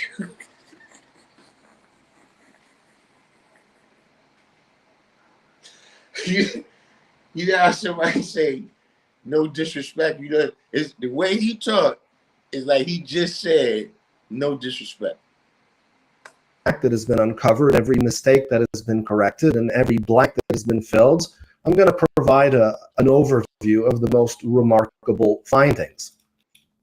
The Bible of Islamism, which Bilal Muhammad mentioned, from which W.D. Farad preached, and which had been presumed until very recently to be the Quran, has turned out to be Deliverance, an apocalyptic text produced by Joseph Franklin Rutherford, the second president of the Watchtower Bible and Tract Society. And so he was arrested, and they found this book in his hotel room.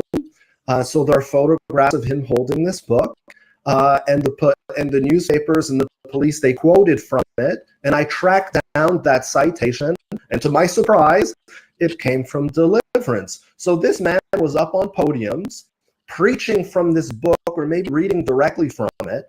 And if you read it, you'll see he goes on and on and on and on, Judge Rutherford, about devils, how the world is run by devils, how every leader has been a devil. And so this was perfectly in line, this devil language.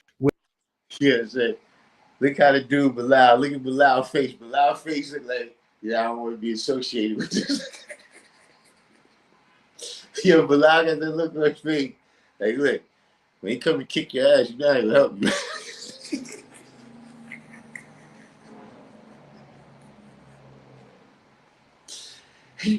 You know I ain't gonna help you, right? When he come and kick your ass.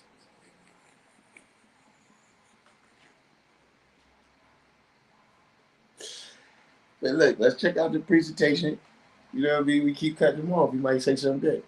With what the Jehovah's Witnesses were preaching at that time. So, in other words, W.D. Farad was preaching from one of the scriptures of the Jehovah's Witnesses. Does that mean, sorry to interrupt, Doctor? Yes. Does that mean at that stage, he has self-identified as Jehovah's Witness? No, Farad didn't identify as a Jehovah's Witness. Right. Some of his followers had come from the Witnesses to the Nation of Islam, but he had this book Deliverance, which was described as the Bible of Islamism, which we had presumed was the Quran. But so he was relying on all kinds of different sources. He would preach from the Bible. He would preach from the Quran. Maulana Ali, the Ahmadi Qadiani translation of it. So he was drawing from all kinds of disparate sources. Right. Now, a claim was made that W.D. Farad met Judge Rutherford. And just a few days ago, I received a letter from the witnesses. Is there any evidence? Is there any trace? Do you have anything in your archives to confirm this, that W.D. Farad actually met Rutherford? Because the Nation of Islam claims that the Jehovah's Witnesses based their doctrines on the teachings of Farad. So officially, the Jehovah's Witnesses deny that, and they want to distance themselves from the Nation of Islam. They insist that there's no connection at all. Is it possible that he met him? Yes. Why? Because Rutherford, well, first of all, he told his followers to listen to Rutherford's lectures on the radio. Rutherford was touring the United States and giving lectures in huge auditoriums to thousands of people. Did Master Farad attend one of those lectures? Possibly. Did he shake hands with him? Possibly. Whether they met or not, what is inescapable is the strong Jehovah Witnesses influence on Nation of Islam doctrine. Now, see, this is what I'm saying about this dude, right? Now, he's come in, don't get me wrong, I think the other dude might have said something about the book being deliverance, right? But see, you see, this dude is, you making a couple of what's the names here, and he didn't provide, like, see, at least the other dude, he had a little pictures, a little excerpts, and all that. First you come with the book is the deliverance, but you didn't really say, like you said, he was arrested with the book. So, okay, was that in the evidence? You know what I'm saying? Like when you get arrested and they voucher your property, like was that voucher in his property and it said that? You know what I'm saying? And then the second thing is like, see, the other dude is providing more facts. You know what I'm saying? When he's saying, look, this is the name of the ship. This is the year that it got here. It went from China to Japan. See, that stuff you can look up. Whereas he's just saying, well, can we say that he met Judge Rutherford? Can we say that Judge Rutherford? All we can say is that that's where it's not that he's wrong. But I'm just saying, this is stuff you gotta pay attention to, right? This is the stuff you gotta pay attention to. You know what I'm saying? Who you said? There are rumors that Fard met Rutherford and had a conversation, debate with Einstein on the radio. Now, there's an issue with that, right?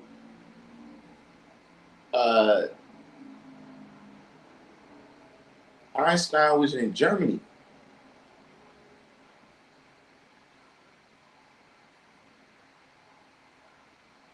I don't even think like all those German scientists came here, right? Remember, Einstein is Jewish. And so, you have some of them that escaped, but, all of this is when Hitler is just coming to power. So, can somebody look that up for me? When Einstein got to America? You know what I'm saying? See, like, for instance, at one time, right, they used to talk about CIA files about Fard, right? But the CIA was formed in 1947. So if the last time you saw him was in 1934, right? What's these files? You know what I'm saying? Some things it's like boom when they say it and it just go out right out, but you gotta check that stuff. That's what I'm saying. It's not just him. It'd be things that be circulating. You know what I'm saying amongst us too. That if we don't show and prove it. So not only was W.D. Farad impacted by the witnesses, but he was influenced by Imperial Japan, and Bilal Muhammad has an excellent chapter on that influence. That's pretty random, isn't it? Because Imperial Japan, I didn't see it coming. I didn't see any of this coming. It all seems extremely unexpected. Whatever it's all over the place. It's mind-blowing So Einstein settled in America in 1933, right? Okay, where? Because there's no recording of this interview. There's only the transcript. Like I've actually seen this transcript. You know what I'm saying? And so that's one of the reasons why, over time, I gained some skepticism about the veracity of that. Like there's no recording of it. There's no, what station, who's the host.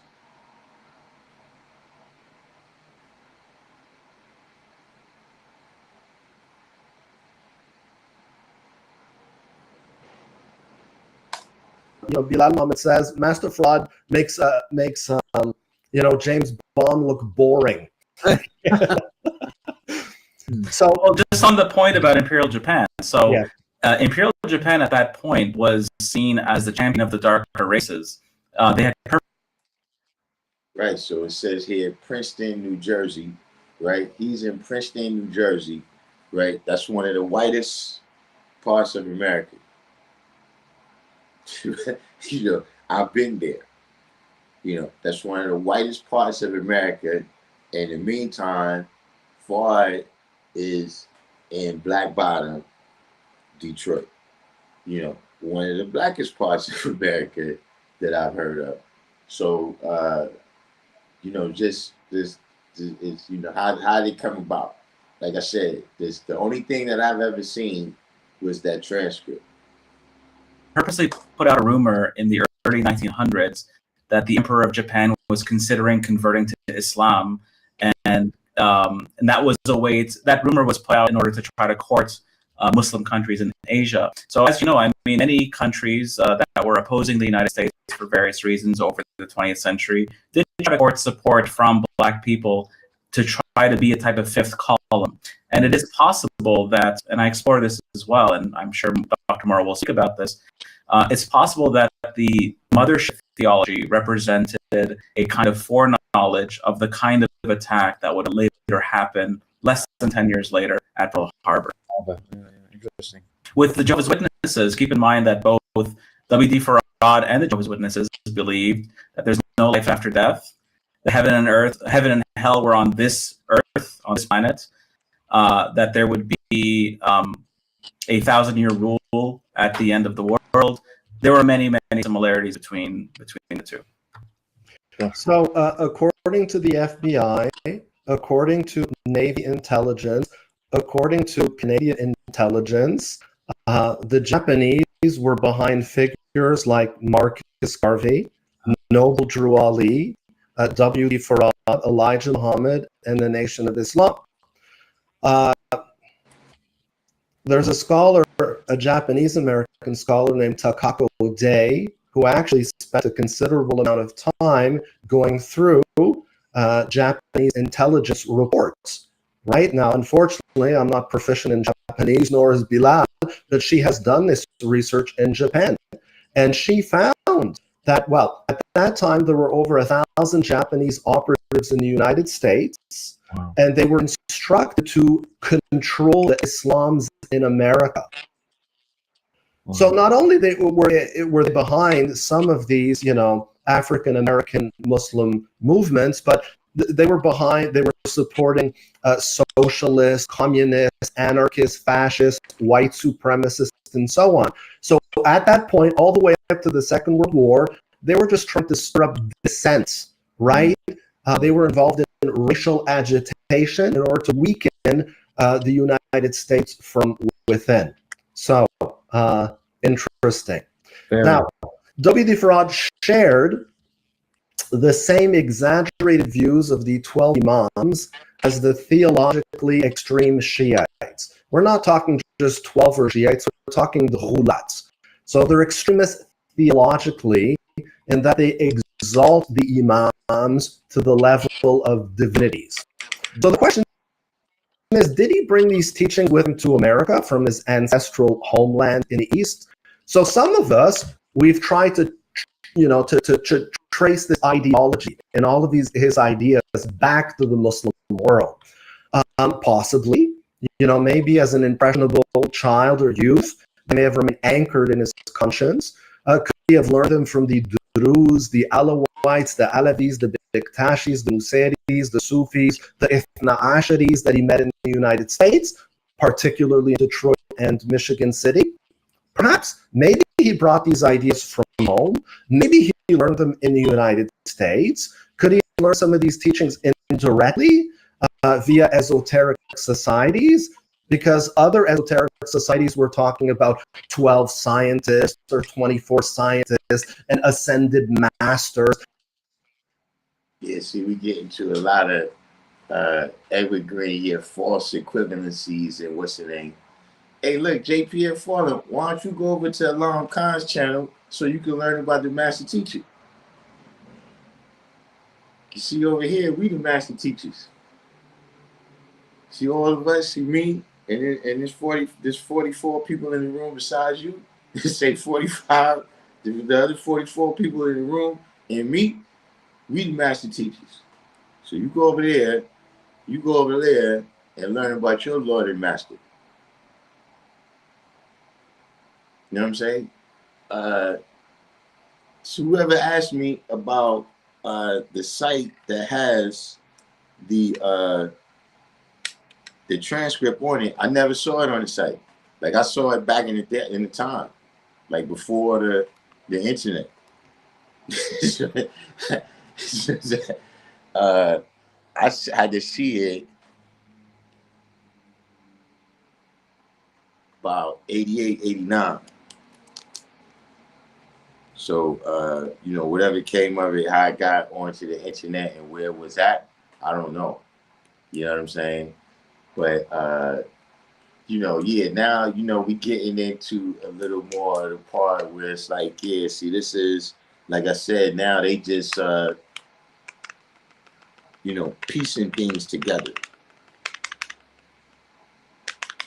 You know what I'm saying? This is not really, uh, like some of the stuff I'm sure they got like the manifest or something from the ship that has somebody's name on it, you know what I'm saying, that they saying is one of the foreign names. You know what I'm saying? As opposed to this, where you going back in 12 or Shiism and all of this, like, yeah, I ain't, not, whether he right or wrong, I'm just saying that, I'm weighing and judging it. You know what I'm saying? Just the same way I said they didn't do no new research, right? They looked at all the stuff was there, and then based on whatever their criteria is, they gave more or less weight to different events that's said to be a part of FAR's history. You know what I'm saying? Now, some of the things that they said, like when they give you the exact name of a ship, the exact time it sailed, the different places that it went to, okay, now I'm putting a little more weight. Then, well, we know that this happened and that happened. So, maybe, this is a little bit stronger evidence, I guess you could say. And these ideas go all the way back to ancient times. You find them in Hindu mythology, Mesopotamian mythology. It's in the Bible, the Council of the Gods. So where do you get the idea from? Maybe it's a melange. It's a combination of influences. So when it comes to WD Fraud, there's no magic key that unlocks all of his secrets. WD Fraud's actual facts. Now, okay, I have to pause here and mention something about the actual facts. So Master Fraud used to give lectures. All right, this is in the 1930s in Detroit. At the darkest point of the Great Depression, Black people from the Deep South had been migrating to the North looking for work, and they were met with unemployment, poverty, racism, and so on. So it was they lived in poverty, devastating and humiliating conditions. But this man, he would go on and he would calculate how much water was in Lake Huron, how much water was like in Michigan, how much water was in Lake Superior. He would measure the distance between the Earth and the Moon and between the Earth and different planets. This man blew people away. He would just go on and on and on. Now, the most educated of his followers had a grade 12 education. On average, some of them only had, grade 3, grade 4. Some of them were functionally literate. Some of them were completely illiterate. But they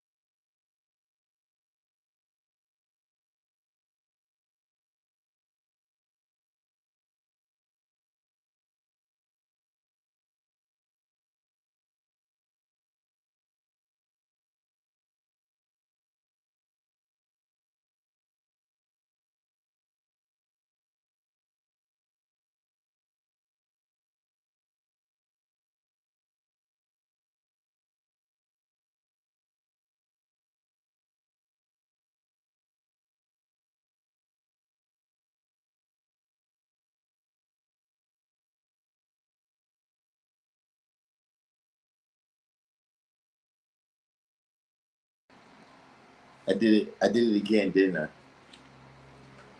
I, t- I turned the sound off and forgot I did that. But you said saying that because Japan or other enemies of the U.S. supposedly supported financially doesn't mean they influence the information. That's like saying Cuba controls South Africa because they help, right? Uh, yeah, that's one of the things right there, most definitely. Also though, uh,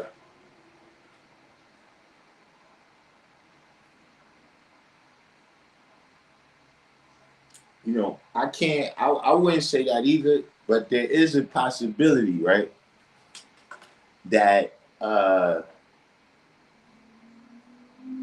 you can kind of pick the winners. You know what I'm saying? By blessing them financially. You know what I'm saying? Meaning like it might have been 10 people out there that had ideas about civil rights. You know what I'm saying? But once you give this one person the money, right, then they come to the forefront, and whatever they about gains more influence.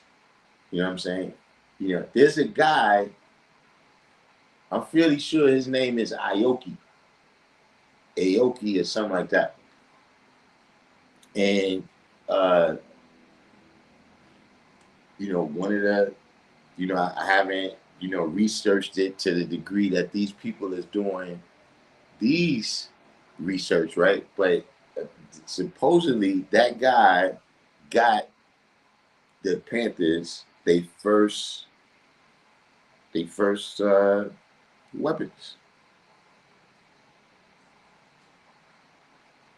You know what I'm saying? And I look, I saw him in an interview, right? And during the interview, they asked him, like, yo, you an agent? And he, like, his response was kind of like, yo, you lucky that camera is on, son.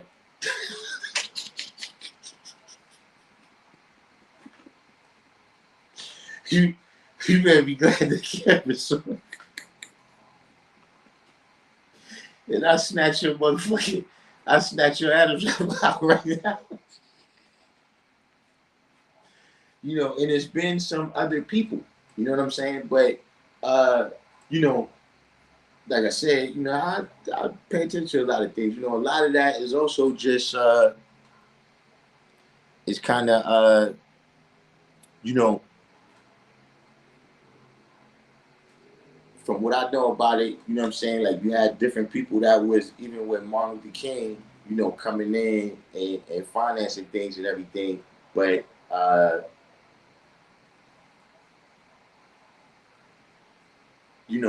it's one of them things where it's like, okay, brothers in the midst of this civil rights fight, revolution, whatever it is, right? Whatever you calling it, right? And so they need these things. You know what I'm saying? So yeah, they having meetings with socialists, they having meetings with communists, they having meetings with foreign people and everything because, you know, how else how else are we gonna pay for the gas for the buses to get to Alabama? So, like you said though, I mean, I'm still agreeing with you, right? That by just saying what he said, right, and not going into no things that somebody could research, which we don't know what's in the book, right? In the book, that could all be in the footnotes. You know what I'm saying? But me personally, I'd like to have a name like that. Like, oh, that's a dude, the Panthers. Okay, now I can look that up and see something about that.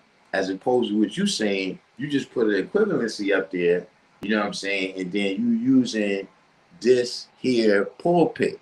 You see what I'm saying? So for instance, like I'm saying, how the fuck do Bilal, not Bilal, Wayne, you know what I'm saying, and Michael Knight, you know what I'm saying? How do they get to be exit? See, because now you wrote this book. Right? So now that you wrote this book, whether what's in the book is bullshit or not, right? Now you're supposed to be an authority. You see what I'm saying? So now when you say something from that authority of, yo, I'm an author of the book on them, right? Now it gives it extra, you trying to put extra weight on the scale right there. You see what I'm saying? When what you could really put is the facts up there on the scale, and then let us weigh and judge it. See that's what they're doing. That's what they're doing right there, Evergreen. See, they weighing and judging it. They think we baby birds. They think we baby birds where they got to digest it, right, and then feed us. I mean out your mouth. They were dazzled. They were just blown away by all of these scientific facts. And they said, this man must be God, right? And even recently, in the 80s and 90s, Minister Louis Farrakhan was still using these actual facts to argue that this is proof that Master Farad was God incarnate, right? He was God in person. He was saying, how could he have known this, right? The science at that time didn't know it. And I said, Bilal, you have to dig. You have to do some digging. You have to dig. This must come from something, right? He must have been quoting some book he got at a public library or a local bookshop. He send it to my Instagram. had to, and he found it, and it didn't take him very long either. Really? All of these facts came from the almanac, right? The World Almanac and Book of Facts, which has been in publication for over 100 years. It's published every year, and it has all of these facts. Can we go back to it? Sorry, I got your. But didn't you show that? Yes, I did. There it is. Right, Is that there it is. Do I have any moderators in there? If I have any moderators in the room, if Ultra Instinct makes one more comment that doesn't relate to the 5%, kick them out the room. Zero tolerance. One more comment.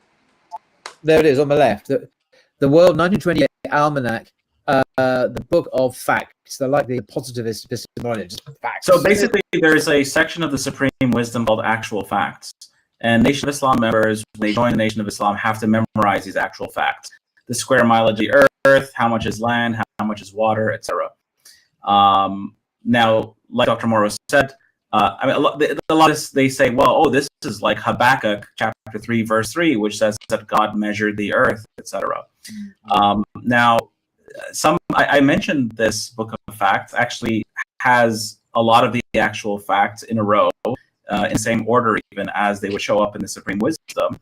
And then somebody commented on one of those videos saying, oh, but it doesn't mention the weight of the earth. But then, again, you just go to Google Books, you put the weight of the earth in quotation marks, the number that was cited in the Supreme Wisdom, and boom, it's in textbooks from the 1920s and 1930s. So, I mean, again, W.D. Farad was resourceful, and he was. See, not for nothing, right? This is just some interpretation type stuff, right? Where it's like, I guess to them, it's like an aha moment. Like, aha, this knowledge exists somewhere else. And to me, I'm like, yeah, nigga, what you thought? We made it up?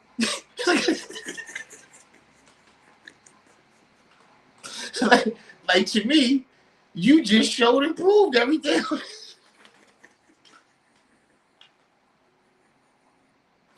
Is it me? Or did I hear that the wrong way? Like, did he mean that differently than I took it? I don't know. I don't know.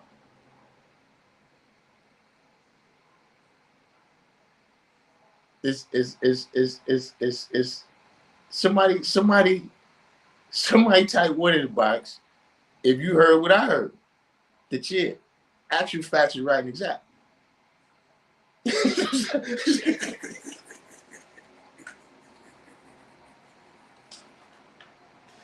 See how many times God, look, that's what I told people, God, when we first got the knowledge, you had to look up the Supreme Mathematics and Supreme Alphabet in the dictionary. You see what I'm saying? That's just shit that people think, oh, yeah, that's that God body knowledge. they know these is the actual facts of the universe. We're not making it up. You can go to anybody, right? They got knowledge and wisdom, and they gonna tell you the same thing. You know, I didn't get that. This part of the wishing they, you know, because you can tell when John Morrow brings it up, you know, he's bringing it up to be like, haha. You know, he got his little accent and everything. But it's like, yeah, that was one of those. Look, like you see the dude Ultra, what's the name? He tried to insult me right there. It's one of his insults now. So you say you leaving? I get the fuck on. You know what I'm saying? That's what I wanted you to do.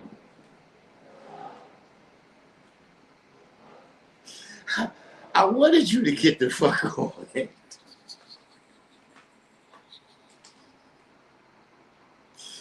But you know, let's move on. I mean, this was a book that would have been available at the library as well as the Library of Congress, where he would recommend Elijah Muhammad. He would list out some books for him to go and rent there. So this is an example of his resourcefulness. So you reckon this resourcefulness is not fraud? I mean, was he trying to, put the impression over that he was some kind of... Right. Now, see, look, that was a backhanded compliment. That was a backhanded compliment, right? See, you resourceful, right? Because you're not really God, right? But you know how to finesse. You know how to finesse the environment, right? And pull things like this knowledge right here and make it seem like you got. See, that was a little backhanded compliment right there. That's what I'm saying. You guys, this is the part that I gave y'all a trigger warning. Supreme being, or did people just misunderstand what he was saying? They were dazzled by his apparent erudition, even though he just borrowed it from somewhere else.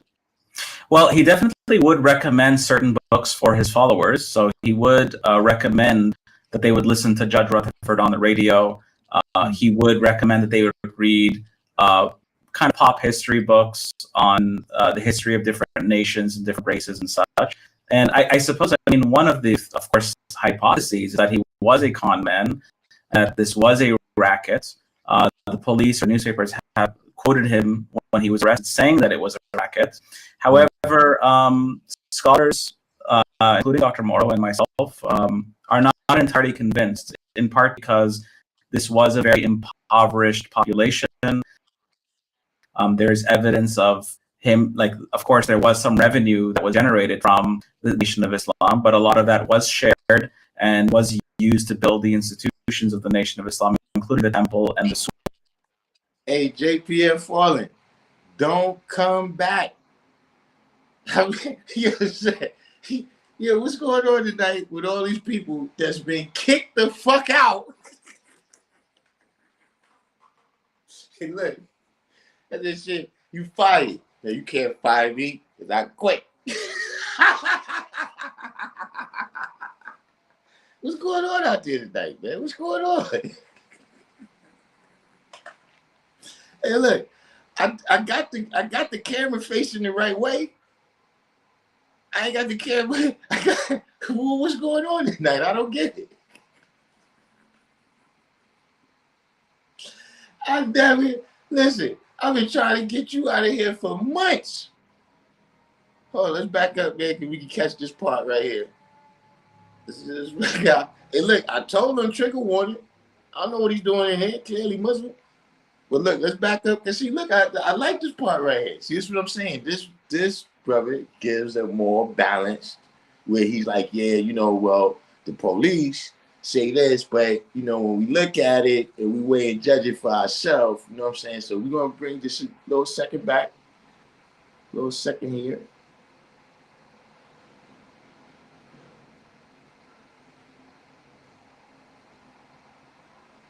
Definitely would recommend certain books for his followers. So he would recommend that they would listen to Judge Rutherford on the radio.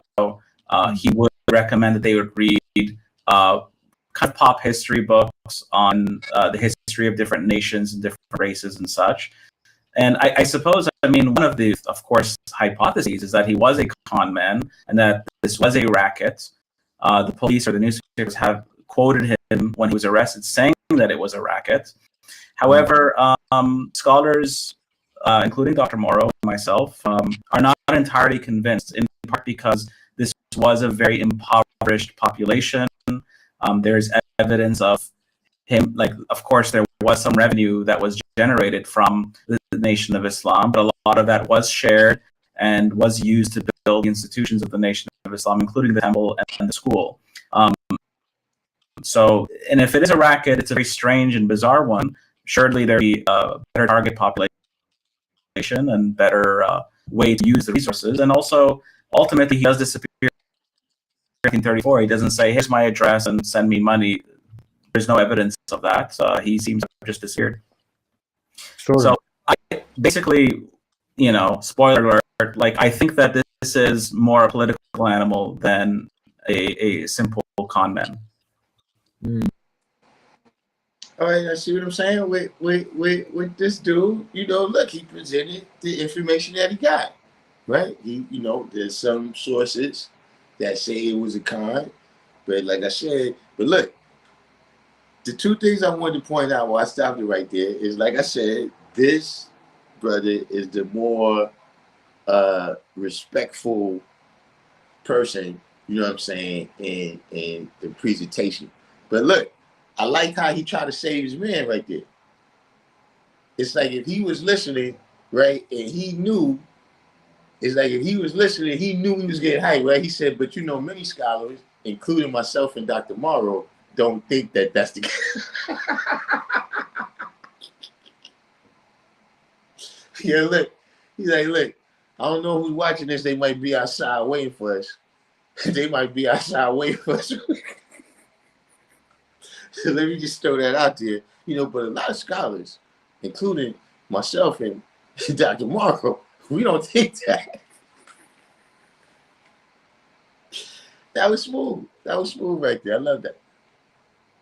So you mean to tell me the police was concerned with black people being conned in the 1930s? Hey, nah, but hey, look, I told you they taught that crazy cat.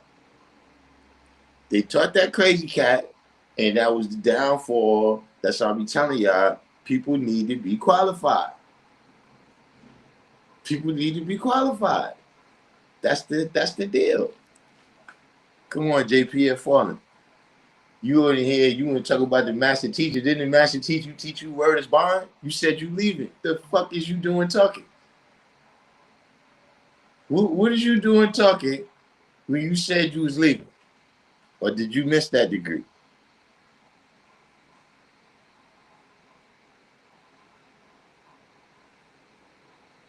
Said Elijah Muhammad read 104 books before answering the questions contained in a 100 lesson. Right. And so that's what I'm saying. You know, all they did is prove that one of those books might have been in 1928 on that. That's you know, that's what I saw.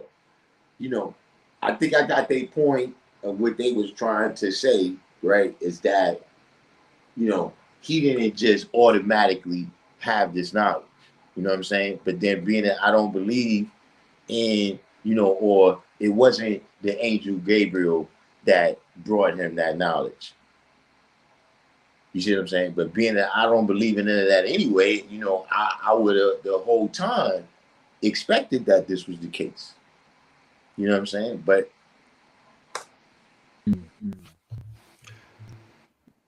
so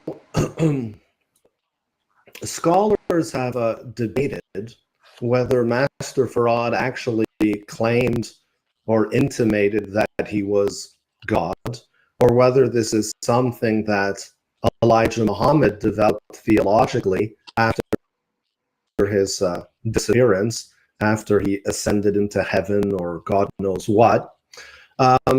Interestingly, there was a study completed between 1935 and 1939, and it resulted in notes on the Chicago Temple of Islam. Now, these were not black Muslims. These were predominantly African American academics and historians and writers and researchers. And so they were attending the temple in the early 1930s. And based on their findings, it does seem that they were referring to W.D. Farad as God between 1930 and 1934. So that's an interesting thing there. Another important contribution made by Bilal Muhammad involves DNA studies. It was believed that Master Farad Muhammad, then known as Fred Dodd, had a child with Pearl Allen. She was an indigenous person from the Klamath Nation. So I had reached out to the family, and I was not successful.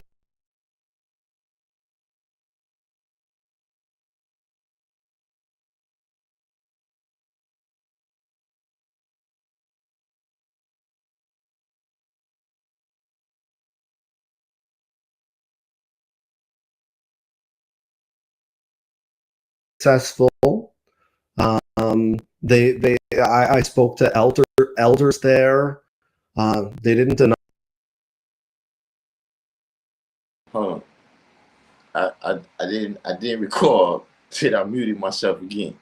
But if we have a moderator in the room, get JPF falling the hell out of here.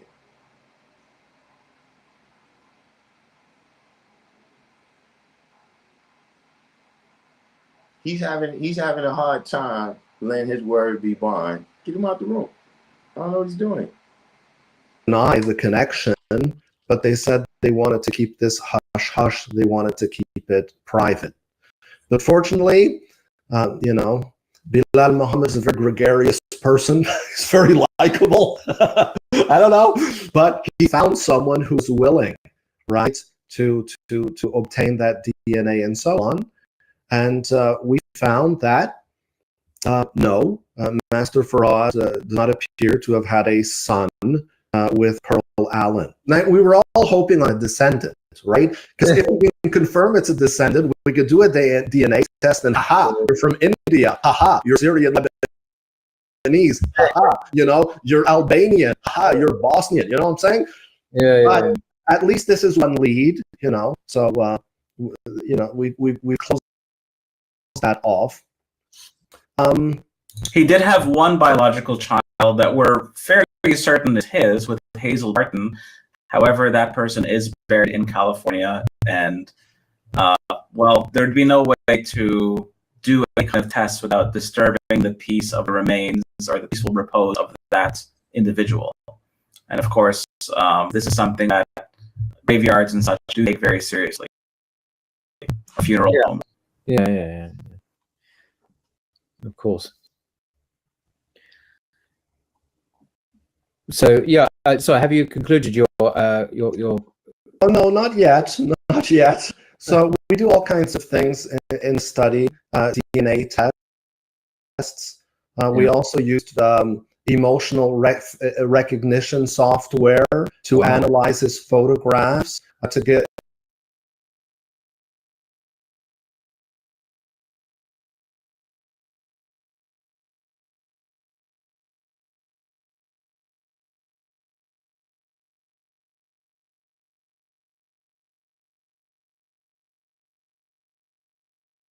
Give us an insight as to his internal psychology during some of the most challenging moments in his life. There was this photograph of him where it looks like he's gonna kill you, but actually, according to the analysis, he was really cool, calm, and collected when he was arrested. Okay, we can all agree that this part is not scientific research. That look, it's the presentation doesn't really bother me. You know what I'm saying? Like I said, it's not too much here that I haven't, heard many times in the past. You know what I'm saying? But whether you agree with the people or not, right? You need a reason. What is your reasoning behind you agreeing with them or not agreeing with them? That this couldn't happen because of these facts. You know what I'm saying? Or yeah, you know, I can agree that that happened because it coincides with these other facts or these other principles that I know to be true. You know what I'm saying? Which might suggest that, he had a lot of experience with the legal system. He had been arrested before. It was mentioned. All right, that's racist. that's, that that was racist right there. I know I've been interrupting, right? But he said what he said was that Fard was calm. Fard was calm the whole time during the arrest. And he said, yeah, that could be, because he got experience getting arrested before. He should have let Bilal Muhammad say that part. Just coming from him, right? That's one of the things where you gotta look at him sideways, like, all right, let me listen to you a couple more seconds and see if you say something else. Because I don't quite know how to categorize what you just said.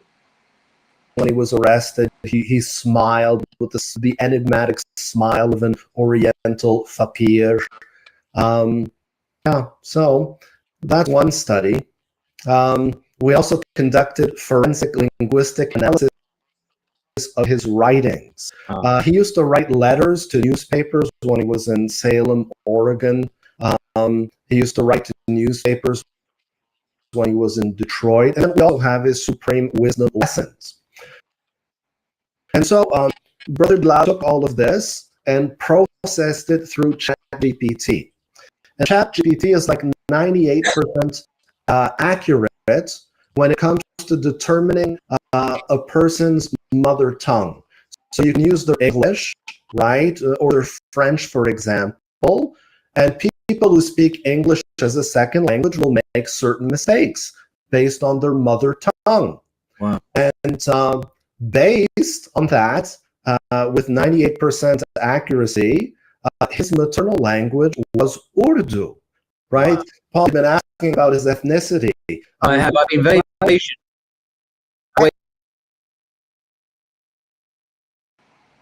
All right, so we covered, that was 45 minutes.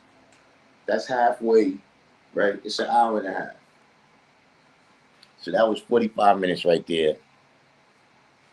That was 45 minutes right there of the whistling. You know what I'm saying? I don't know, I think that's probably a good spot. We take a break and then come back to it, you know what I'm saying, on the next live stream, or, you know what I'm saying, if y'all want to go ahead and, push through this, you know what I'm saying, but, you know, that I think that's enough to digest, you know what I'm saying.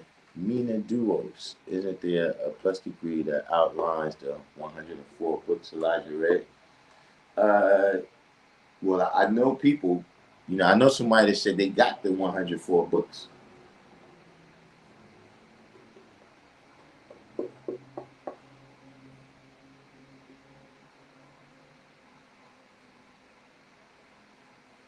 But let me see, can we get?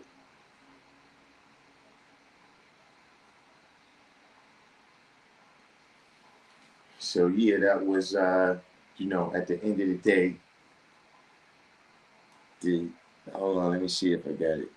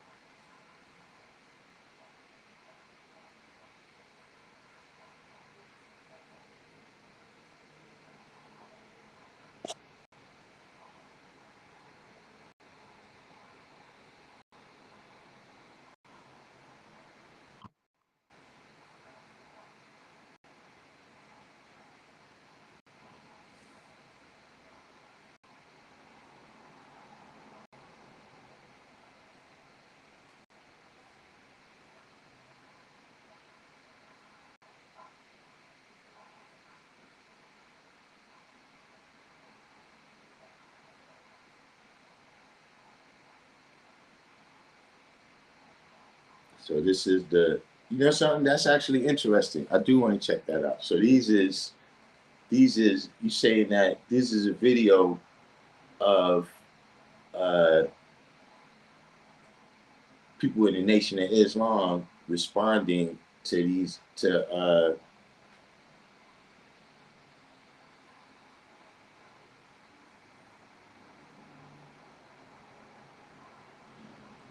this is people from the Nation of Islam responding to this video.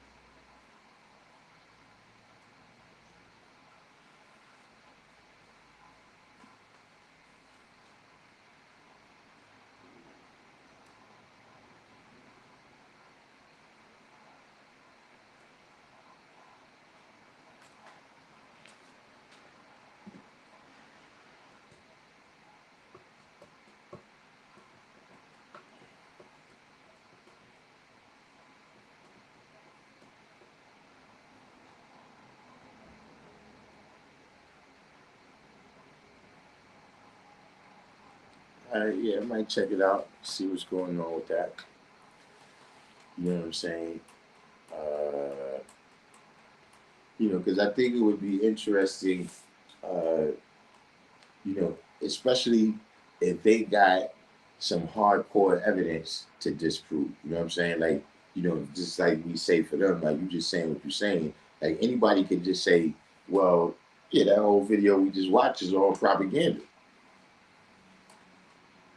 You know what I'm saying? You can tell me that it's all propaganda, or you could have all the proof of what it really is.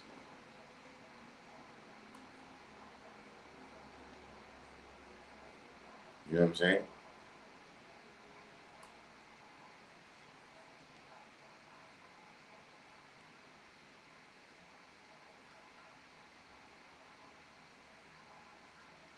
But we definitely, man. You got any questions left? You know, I mean, they said what they said, so you know, I don't know. You know, it's the question. I don't know if necessarily have no questions for me. You know what I'm saying? Maybe something else. You know what I'm saying? And you know, maybe Thursday or Friday. Maybe Thursday or Friday, we could look at the second half.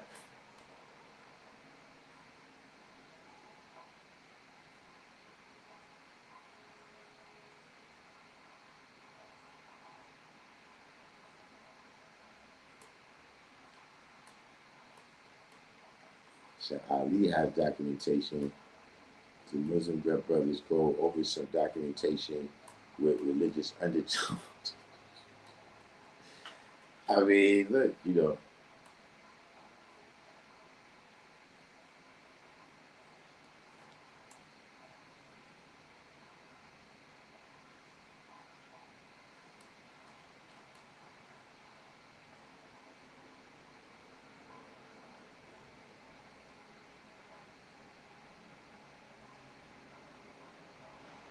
we'll see what goes down with that.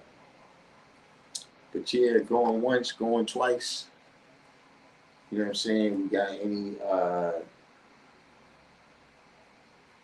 last questions over there before we turn this one down?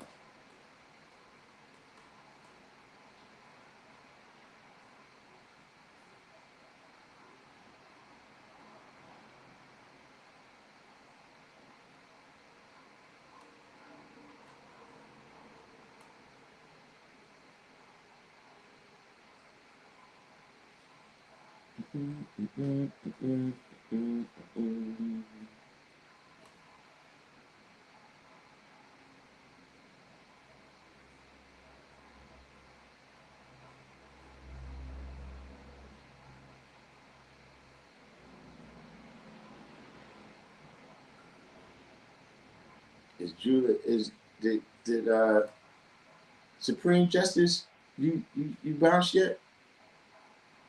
You still there? You know, I just saw on my what's her name on the commercials that came on my what's her name Tulsa King got a new season.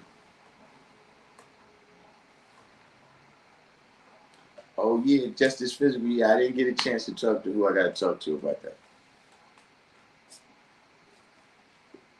I got to like I said, today ended up being a whole bunch of missions that I definitely wasn't planning on. Uh, but yeah, Tulsa King, the new season is out, but you know, I wait to the end. Like I don't like the whole soap opera nature of, you know, waiting, you know, for the next episode. Even though that's kind of what I'm doing right here with this, you know, I like to look at it at one time.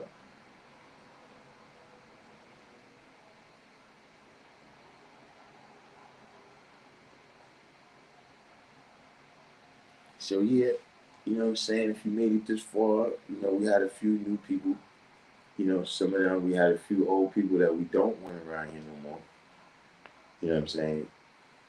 Uh, but you know, for the people that we enjoyed your company, you enjoyed our company. You know what I'm saying? You know, hit the subscribe button, hit the notification button so you can know when we go live. Everybody else do the each one teach one, hit the like button.